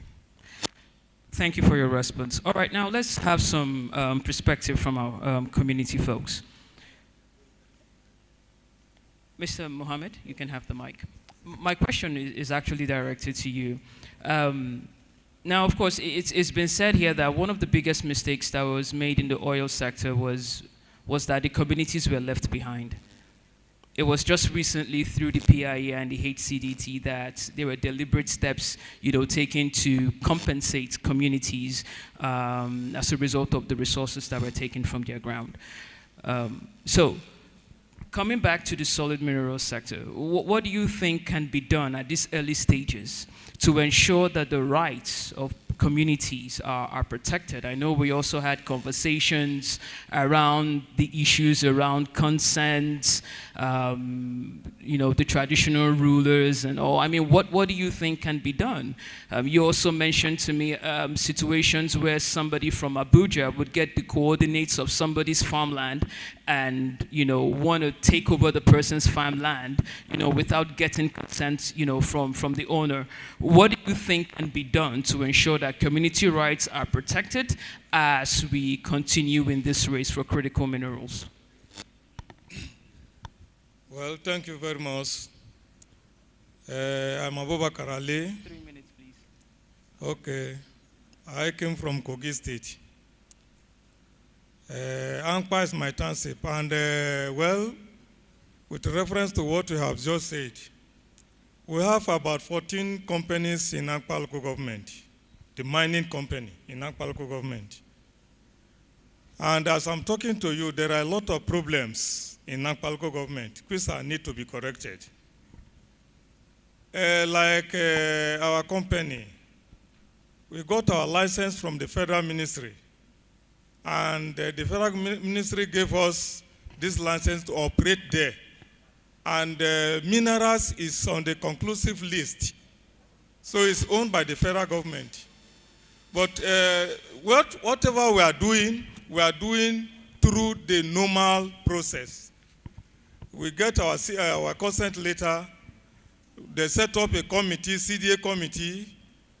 We ask the community to engage women so that women will be part of it, because women did not own land on their own. As a man, if you own land, your wife, your children, maybe if that man died, the son of that man will take over the land. So that thing is peculiar to us in Igala land. So women normally don't have land on their own. So they need to be engaged. And it is also enshrined in the Mining Act by the Federal Ministry of Mining that any negotiations on mineral women should be engaged. So, and that is what we are doing. So anything we are sharing, women has their own. Then, with reference to what we have just said, a legally operating mining company is being attacked by an illegal miners. Illegal miners has no consent letter from any community. And they are operating their own on their own. So at least there must be a uniformed law covered all these things, that even as an individual or a group, before you go into mining, you must get a certificate from the the appropriate authority. With that, at least there must be a body regulating this system so that this problem will not come out. As we have a lot of problem there. Our license covered area has been taken over by illegal miners. Then the chairman of Ankpa local government is an illegal miner before he became the chairman of Ankpa local government. We are talking this, the chairman of Ankpa local government take that case to the commissioner for solid mineral. And the commissioner for solid minerals heard this thing. As I'm talking to you, a truck loading a coal from the illegal miner from Ankpa local government is paying 60,000 naira, and almost 100 and something of these trucks are coming out every day, dearly, in Ankpa local government. How much are they accruing to the federal government that own these resources? And nothing happened. We take this case, my chairman take this case to the minister himself. The minister informed the governor. Up to today, the governor was on that issue. Also, the governor is backing us, but nothing happened. As I'm talking to you, we are, in fact, in terms of community integrated development, Itajuma Group of Company West Africa Limited is #1. Even Dagote himself even prove us. We are doing our best in terms of that. Annually, we are budgeting money for scholarship. This scholarship, part of it, we have divided it into 3: youth, community, and women folk. They are bringing out their children, the names of their children in the university or any other institutions. Likewise, we are budgeting money for drugs annually. All these things we are doing, we are managing the road, we are doing everything, but illegal or this artisanal miner did not do anything at all, and they are operating.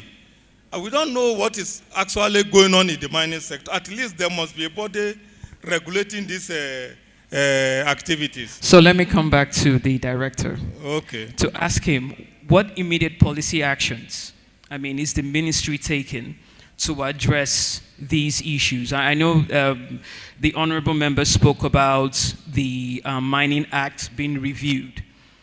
How will the amended act address these challenges? And of course, even preempting to the future to address upcoming issues within the sector. In just 2 minutes, if you could give us a response. Thank you. Thank you very much. It's just a time, but I will just summarize it because to talk on illegal mining, we have a lot of time to use.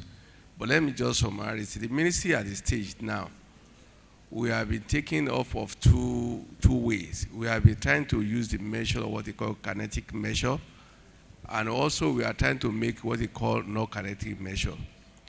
But the problem we have is just what the president has just said now, is the issue of interference. That's the problem, which some nations are taking the law that is not concerned them. I've been caused a lot of this and make illegal mining people started liberating where they are not supposed to do. And the minister have been making this no kinetic in the sense that, you see, when you talk about minerals is very close to the community. It's very close to the landowner. And it's the landowner that can able to clearly control the illegal. But if landowners are not working synergy with the investor and the government, it may be difficult for us to much more reduce illegal mining. And that's why the ministry now want to be local situation of why you have an investment in a particular community is in the law already, that we're going to have a subsection, you understand, to be given to the youth there, which are now accumulating the community. I just want to narrate one thing in Ghana. There's one company in Ghana, just in summary, yes. In Ghana, is at a certain mining company, existing for about 80 years ago, mining ago. And he have about 33 communities within his mines. But he only contained them by engaging the people within around on the activity of that gold mining. So this reduced some illegal mining coming up. So that I'm saying, because of time, even though the issue of Kogi is talking about, there's an issue the minister are taking care on that to curb what is exactly going in Kogi. Thank you very much. Thank you. Could you please pass the mic to Mr. Aminu?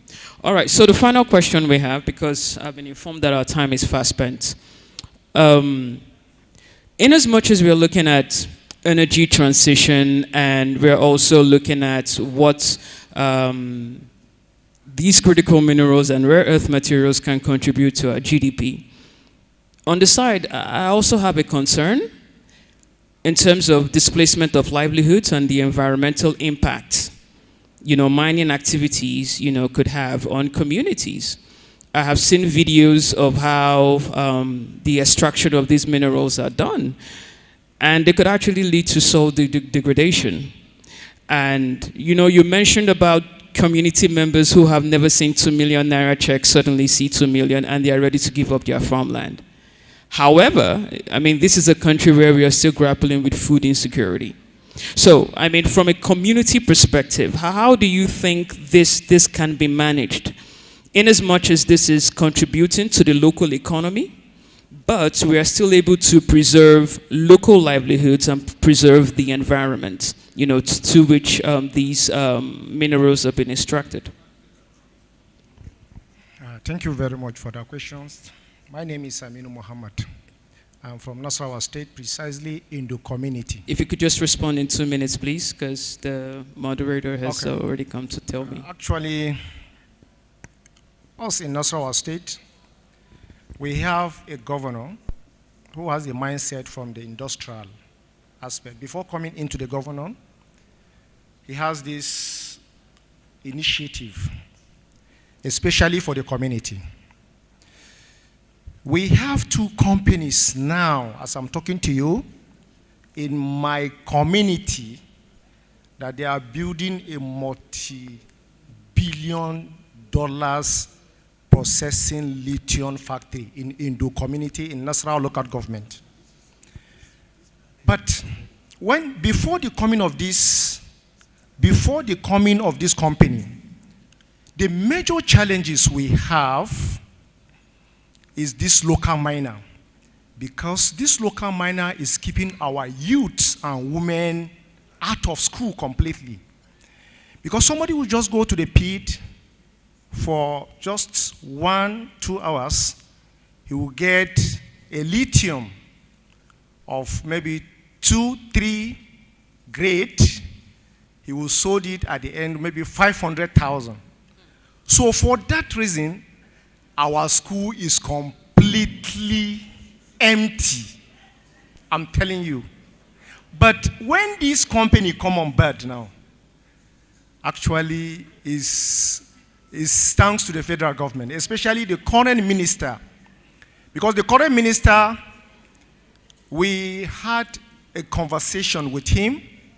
He told us that, please, the host community should take that into cognizance. Any other company that came into your community, if it's not ready to invest in that community, that company should pack and go. Whatever he wants to give you. If he's going to extract the material and move on, we should not give consent to that company. And that helps us. Like the Akwa Ibom transport are passing through our routes, Loco, Udege now, they can see that company. So what we're achieving now is excellently, let me use this word.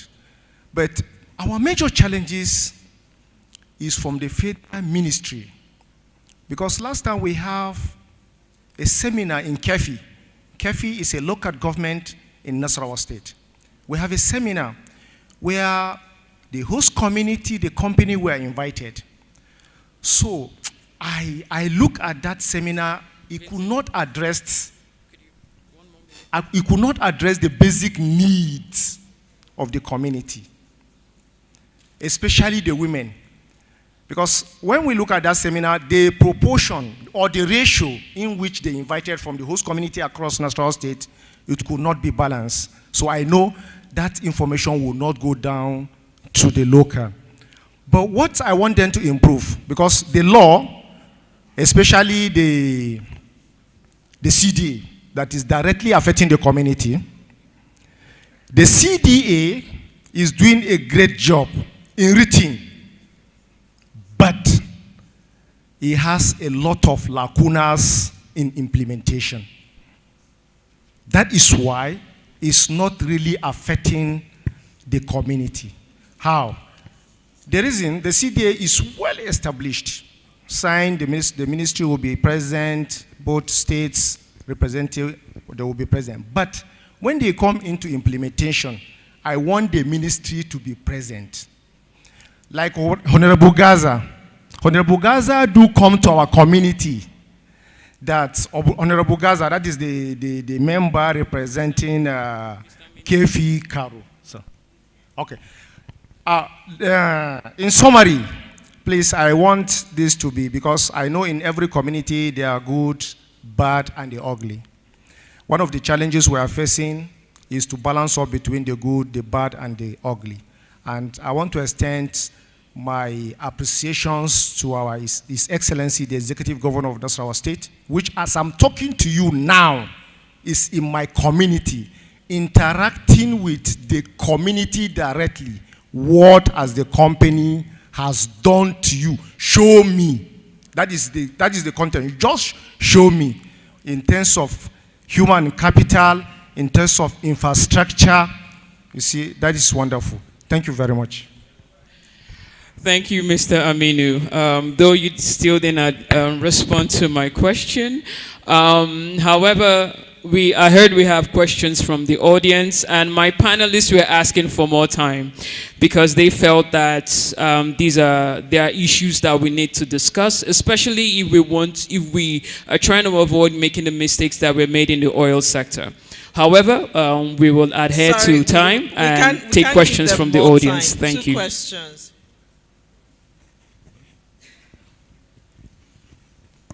Thank you very much for the panel. I just have one comment. First and foremost, this panel discussion was supposed to look at critical minerals and clean energy. How ready are we?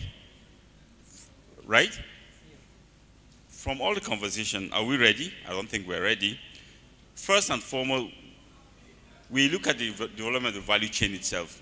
The lithium and cobalt are some of the few critical minerals that we have. Are we doing the beneficiation in country? We only have 3 beneficiation plants in Nigeria established already, and we're exporting them raw. The question is that what policy consistency that we have in terms of harmonizing the policies from the various sectors, various government agencies. Sorry, please. Who's your question directed to? Just yeah. I can direct to the ministry and from the Miners Association. Okay. How do we harness that? How do we make sure that these minerals are processed to that 50% beneficiation before exports? Because already these minerals are being exported in raw forms. The 3 plants that we have cannot accept the volume of minerals that we have. And the sector is, from the discussion, ASMs or illegal or artisanal miners are the ones in control of that sector of the green minerals. So please, the question is, how is government harnessing this towards making this a reality so that we won't lose the battle as we've lost for the oil and gas sector towards having beneficiation in country and development in country? Thank you. One more question on this side. Any question? Please wrap up. Sir, would you want to answer that question before we wrap up? Thank you very much for that questions. So we, as I've said there on, the government have allowed policies of processing of our raw material to the level of 50%. And we have been monitoring it to the extent that we have been giving more than 20 companies a license to process the minerals.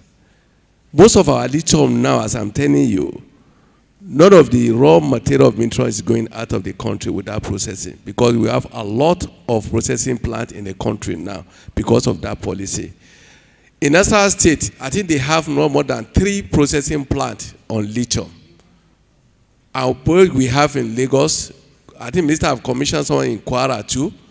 So we have a lot of, and we are monitoring the movement of this lithium out of the country almost all the time before we can give exporting licenses on it. And that is why you see most of the Chinese now, they are not trying to, we have got an investor who want to establish battery because they have seen that our lithium are no more going without the processing.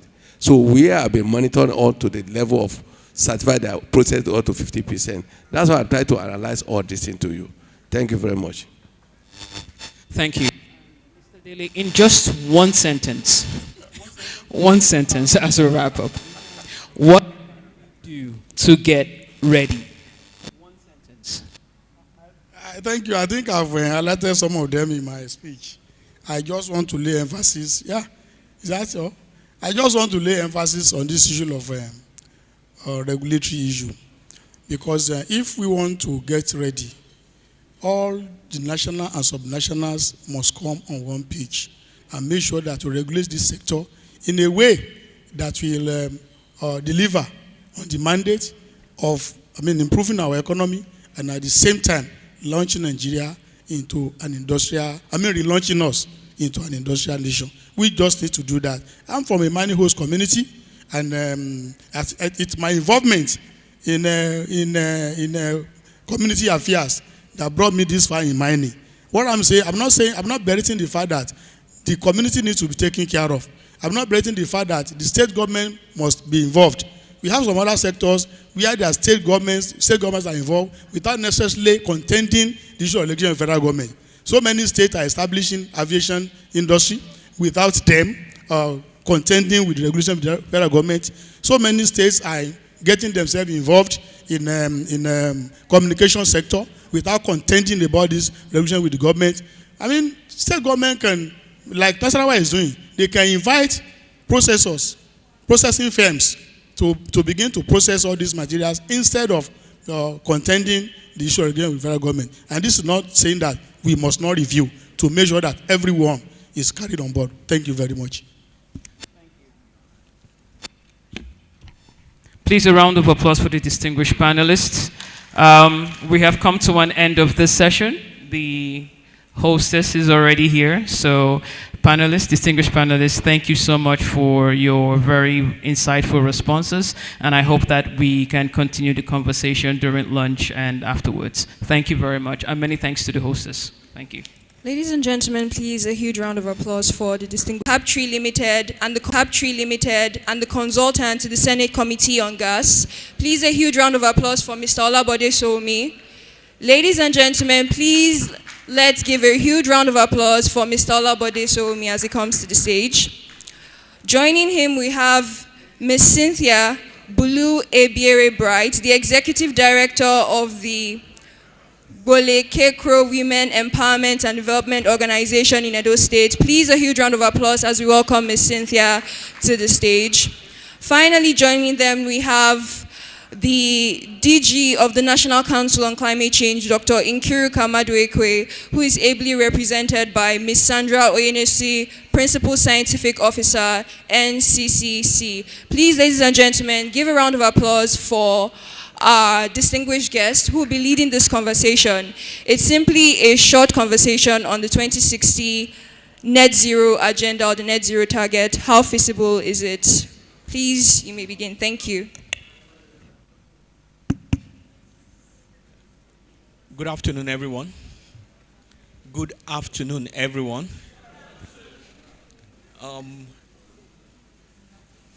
Okay. So basically, it's not a moderated session, and every one of us has about equal rights. But what I'm to do is just to set a tone before I hand over, and of course, which means they can intercept in case the tone I'm setting is not harmonic enough.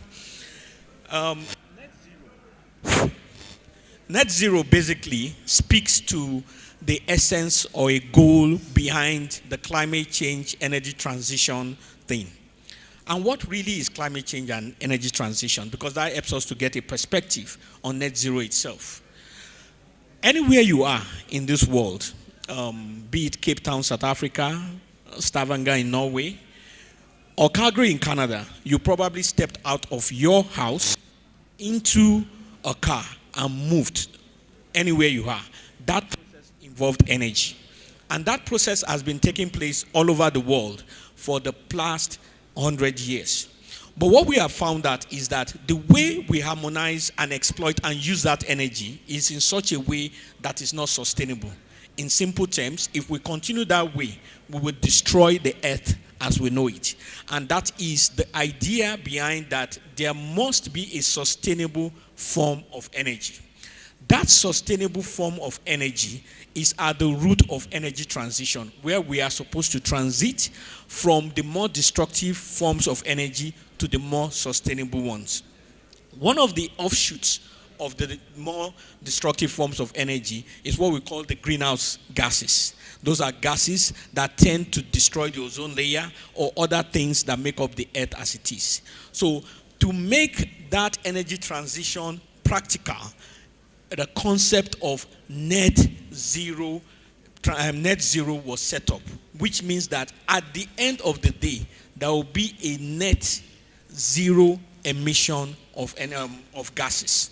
And so basically, in doing that, there are some fundamentals. There must be a target. There must be a way to measure that target. There must be implementation, and that there must be harmonization and agreement among all parties.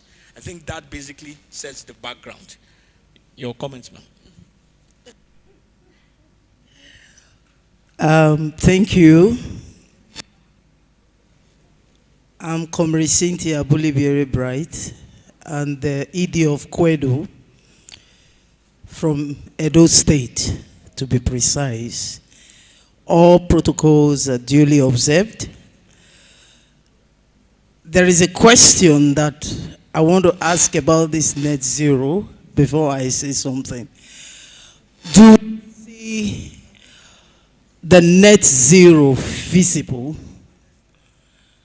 Because when we talk about net zero, we are saying we are going to stop all greenhouse emissions.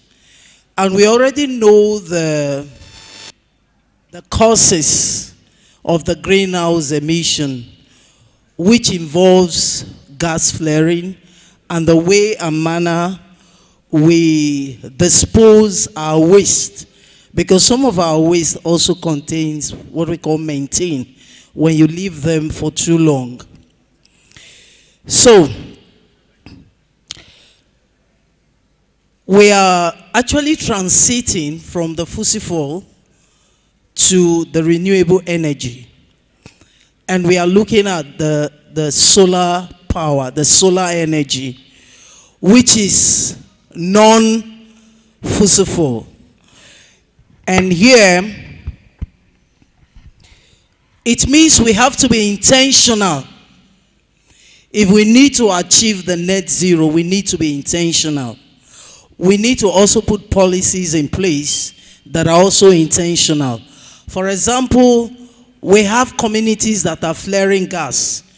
It means shutting all stacks that are flaring gas. So are we ready to shut down the gas flare?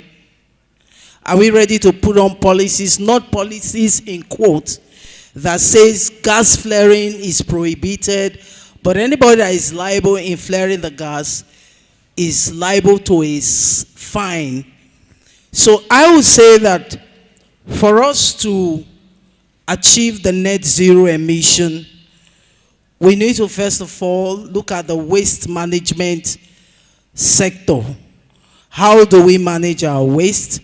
So we have to implement effective waste reduction by way of recycling and composting our waste. Then secondly, we have to try as much as possible to engage communities. I am from a community. Like I speak to you, I know there are a lot of communities that have not gotten sensitization on the solar power, the solar energy. So we need to sensitize communities to start, thinking of transiting to the solar energy and going out of fossil fuel that we are already talking about. It means telling the oil companies in communities to stop their productions. And we all know, I'm a very practical person, sorry to say, we all know that it is not achievable for now. For us to say all the IOCs in communities should stop production, should stop flaring their gases, should stop their exploration. That is the only way we can achieve. If those things do not happen in our communities, that's the only way we can achieve the net zero. Again, people are already, if you go to the north, we already have hydroelectrical power going on there, some parts of the north. That is a way of limiting pollution, because fossil fuel is to pollute the environment, not the ecosystem at large. So when we we use solar power, we use the hydroelectrical power, and again the wind. I've only seen wind in one of the communities at the north, because you need a lot of wind to power that energy. So if we transit, we will get to that. So I will encourage us here to start engaging with our community members and start sensitizing them on what the net zero is, how they can be able to manage their waste in their own spaces. Even you as individual, how do you manage your waste in your space? Because, and again, I see us talking about using vehicles. Sir, you're the moderator. They say we should use vehicles that do not use fossil fuel. The question we should be asking ourselves, like I said, I'm practical, is it affordable? Can we really afford it? So I will say that because the net zero actually needs a multifaceted approach, we want to believe that we will get there, but I tell you the truth for free, it is not feasible. But we should do what is right in our space, in our own small space, to reduce pollution. Thank you.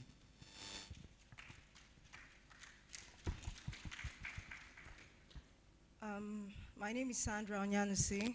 All protocols duly observed.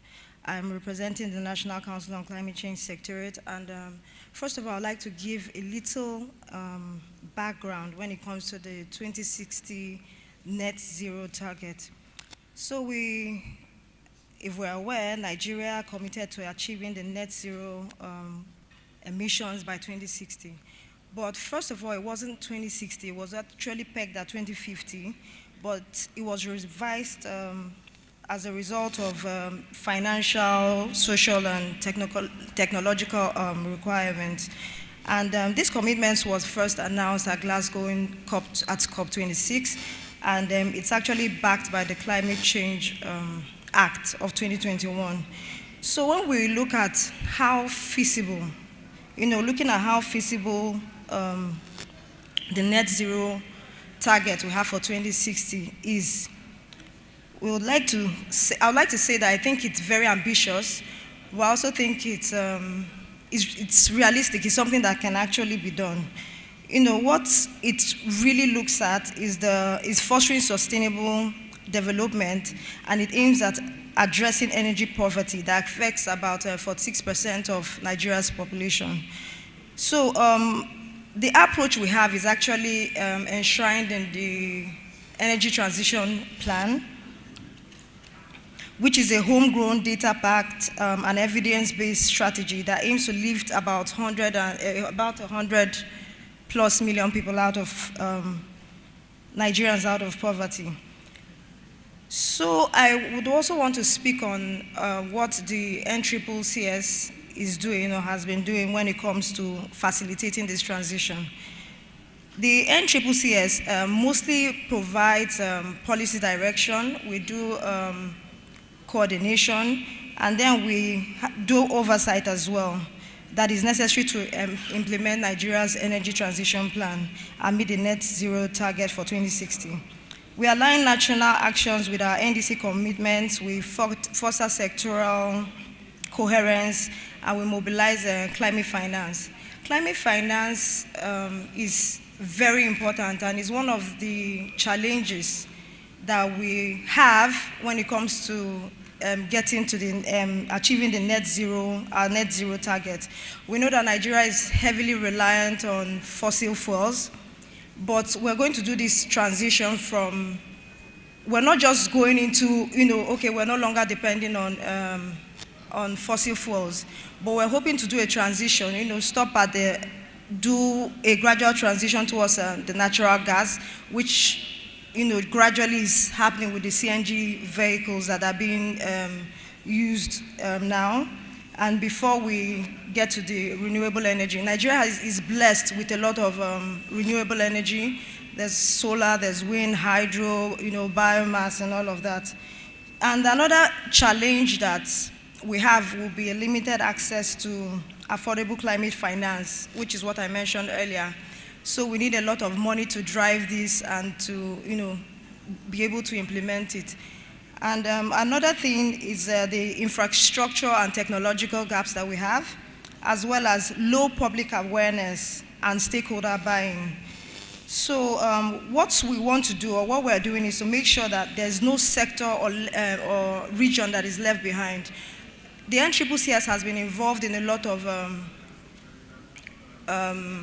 what do I call it? What was that word? Capacity building when it comes to subnationals. We host a lot of workshops, webinars, people are being educated, there's a lot of awareness to make sure that every sector, not just the subnationals, the MDAs, that everybody is being carried along. So we want to make sure that our climate actions reflect justice, equity, and then our sustainable development goals. Okay, speaking about net zero itself, I think let's break it down into smaller components, because basically analysis is about breaking up complex things into the parts so that they can be easily digestible. The word is net zero, not zero emissions. In simple terms, it means that the amount with which we release emissions must equal the amount with which we draw up emissions. So what makes the emission gases? You have water vapor. Water vapor is actually a, what do you call it? It's a CFC. Then you have carbon dioxide. Carbon dioxide accounts for 76% of this. You have the fluorinated gases, hydrofluorocarbons and all that, those things that make up fleets and all that. And then you have nitrous oxide, which is laughing gas, which is a product from the decay of fossil fuels and also human waste and all that. Now, one way in which carbon dioxide is reabsorbed is through plants. Plants are the only thing that use carbon dioxide and convert it to oxygen. So a way of actually approaching net zero is increased green area in any community. And that is why there's a push for what is called afforestation. So if today we look across the barren lands or the savannas that don't have a lot of trees, and we decide to plant a day, that is a calculation. That is an effort that leads to net zero. In simple terms, it doesn't have to be one fancy, complicated strategy. We don't need to use one expensive equipment that is going to draw up gases from the atmosphere. There are basic things we do in life that can actually ensure that we get to the net zero. I mean, that we take away some of the, we take out some of the gases from the atmosphere. The second part is that this is where data comes in. There must be a baseline. There must be a baseline for which we start to measure. Because if we cannot measure, we cannot determine if we are actually making progress. So this is where market research comes in. This is why data gathering comes in. This is why government agencies and all those who are heavy pollutants comes in. Even the cars that we have, we need to measure them. Because even if we say we want to use 100% electronic vehicles, there are certain vehicles that cannot yet be powered electronically. You have things like Caterpillar, you have things like armor tanks and all that. Woe to the country that decides to put its defense on electronic vehicles and batteries. But having said that, that does not mean that we cannot make some progress. So for me, what we, rather than seeing the enormity of the task, which in itself is enormous, we should not kid ourselves, we should look at a way in which we can measure what we are giving out. When we measure what we are giving out, then we can now start a strategy to reabsorb into oxygen or convert into usable forms what we are giving out. And on the strength of that, we can now begin to make progress. Just like the Chinese say, the journey of 1,000 miles begins with a step. So I would say, like I mentioned earlier, I said in your own space, you should be able to do what is right. And we have always talked about the green building, making everywhere green. We advocated for communities to plant trees, and we also advocated that individuals in your own house, you should plant a tree, because in that way you are trying to mitigate the issues of the fossil fuel pollution. So I will say that while we are working towards the net zero, we should try as much as possible to do the right thing in our space. We should also sensitize those who do not have and who are not aware, they don't have an awareness of the issues of the net zero. We should sensitize them, especially our community members. I have started doing that. I am doing it. And again, if we have opportunities, we should also go ahead to understand what the net zero is all about, so that we can be able to follow suit. And I will also say again that whatever policies we are going to advocate for, it should be something that we can be able to implement. We should not put up policies that are not implementable. So our policies should follow suit and be implementable. Then lastly, like you earlier said, it is not possible for us to do away with fossil fuel, whether we like it or not. But again, we should be able to manage the situation so that it will not degenerate to what we will regret. Thank you.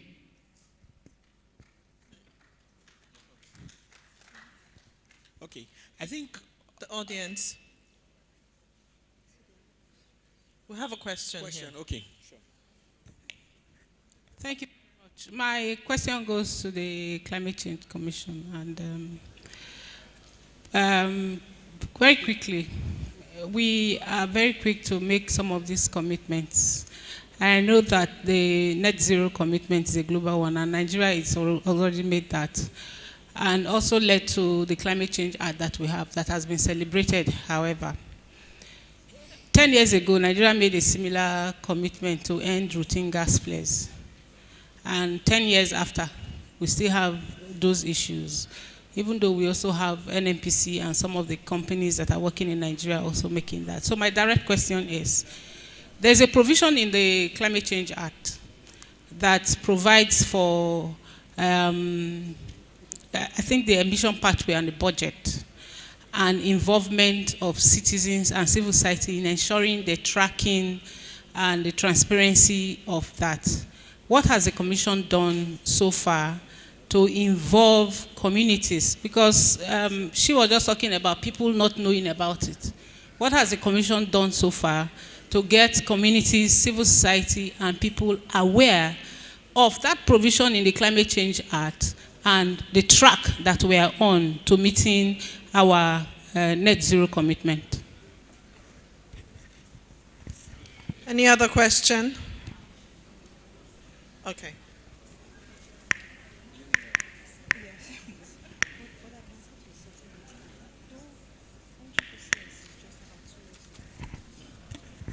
Thank you so much for the presentation. I'm also very much worried when we talk about net zero and part of the issues that was raised. And I'm also so much concerned because of the commitment that we have at the national determined contributions, which the National Council for Climate Change have been driving the processes. And we have issues that talked about smart agriculture, that talked about reducing of a mass transit scheme, and some other impact that are going to reduce fossil fuel. I actually want to find out what the council is actually doing as regards to the issue of implementing all the whole issues that have been mentioned in the national determined contribution, and the involvement of civil societies in the advocacy, because we have been raising a lot of concern, and the government keep on shifting goalposts on its implementation, and enough success have not been done on implementation. So I want to find out what the council is doing and what's the next way forward, especially right now that they're preparing for another COP to discuss the issue of emissions and the fossil fuel in Nigeria's environment. Thank you. Okay, my name is Sunjime Robinson. My question is still to the council, even though basically I know the fact that it will be a high level, some high level question, because we would have somehow tried to get some commitment from the council. I'm really worried because of the information dissemination basically to the subnationals and of course the CSC that are following of the process. It seemed to me basically that most of the commitments and just are putting forward, especially the net zero and the NDC's process, seem to be really that technical. And we are asking that the community should be involved in most of these actions. And you are not trying to localize the information for them to basically know what to do. The net zero, to who is going to be involved. Somebody mentioned about community commitment. Community aware of what the net zero commitment is all about. What have been citizen commitments and they need to do. So please, maybe it's a takeaway for you. Let's see how we can simplify the information around climate change so that communities, the citizens can be involved in the action. Thank you.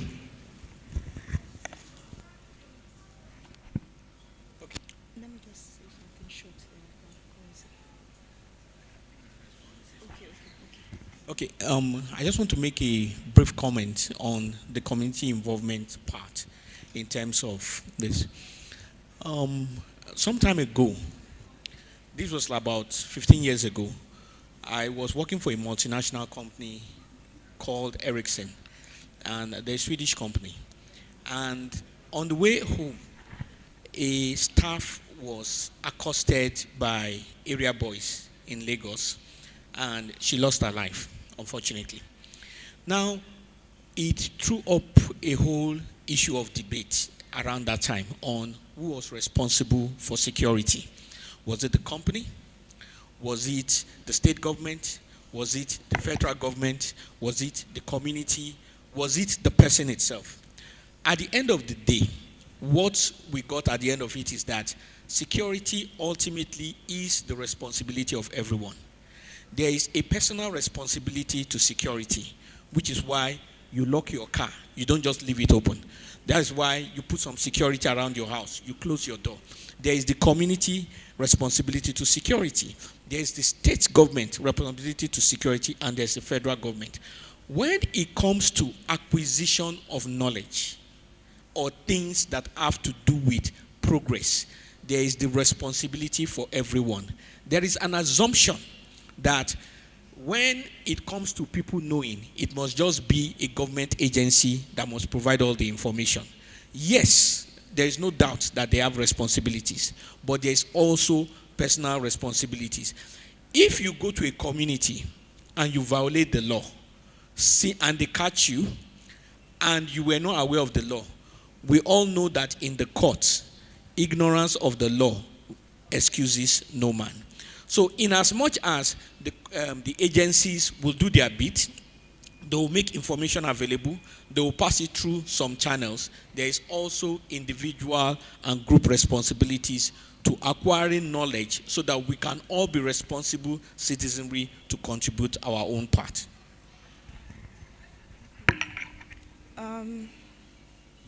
What I realized from most of the questions was how CSOs have been carried along by the NCCC. And I know someone mentioned something about the NDC. We know we're currently preparing and working towards Nigeria's NDC 3.0, which hopefully will be submitted by September this year. NCCC, it's a fairly new organization. It's about, say, 2 years. So it's a gradual process. You know, we're working towards it. We're not there yet, but we're gradually working towards it. When it comes to the NDC 3.0, we're going to have a workshop, you know, a stakeholder engagement workshop, because we would like to, there'll be one tailored specifically for the CSOs to hear what they have to say get their contributions and have that captured in the NDC 3.0. So like I said, we're not there yet. It's a gradual process, but we're trying to gradually create more awareness and get everyone involved.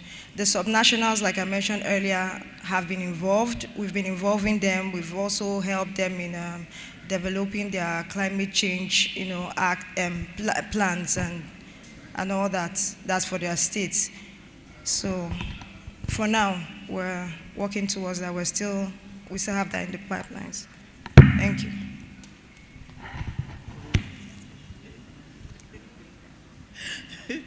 Well, there's a lady I met in South Africa, and she will say, another world is possible.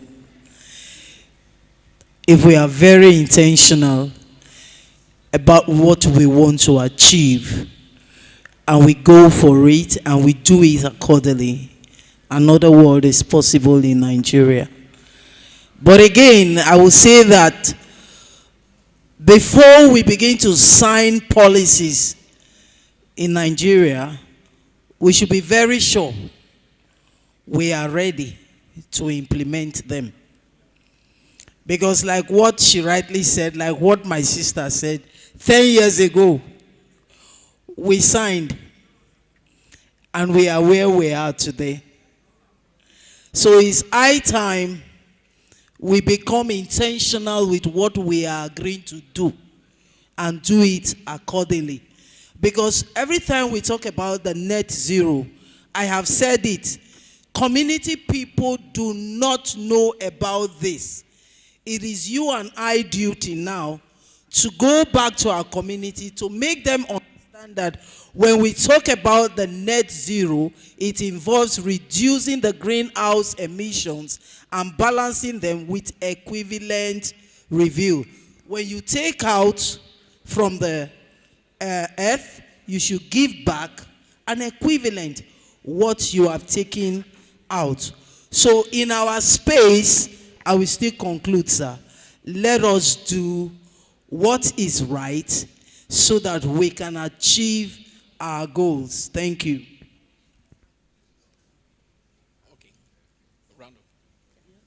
Okay. At the end of the day, we have a huge ask, we have a huge task. And one key area that we have not spoken about a lot is human capacity development. There is capacity that needs to be developed to actually implement the net zero policies, whether it's in the areas of knowledge acquisition, whether it's the area of data gathering. For measurement of progress in net zero, to achieve the net zero, there is a lot of intellectual work that is involved. And you need analysts, you need statisticians, you need analytics. And that is one key area that is begging us for attention. And I believe that as we develop capacity in those areas, we will be able to contribute more constructively to the debate and achieve what is possible. Thank you. Please, a round of applause for them. Please stand for a group photograph.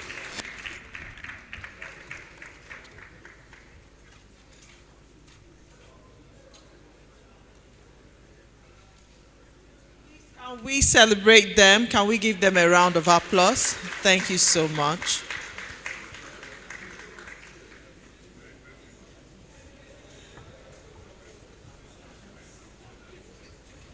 All right, so we want to say thank you so much, ladies and gentlemen. Thank you for all the organizations represented here today, from the government agencies, NATI, NOSRA, NUPRIC. Tomorrow is another day. Please, let's be here on time so that we can start and end on time. I know some people may like to get into Uyo and see what Uyo looks like before you leave. Please, let's be here on time so that we can close on time by tomorrow. And ladies and gentlemen,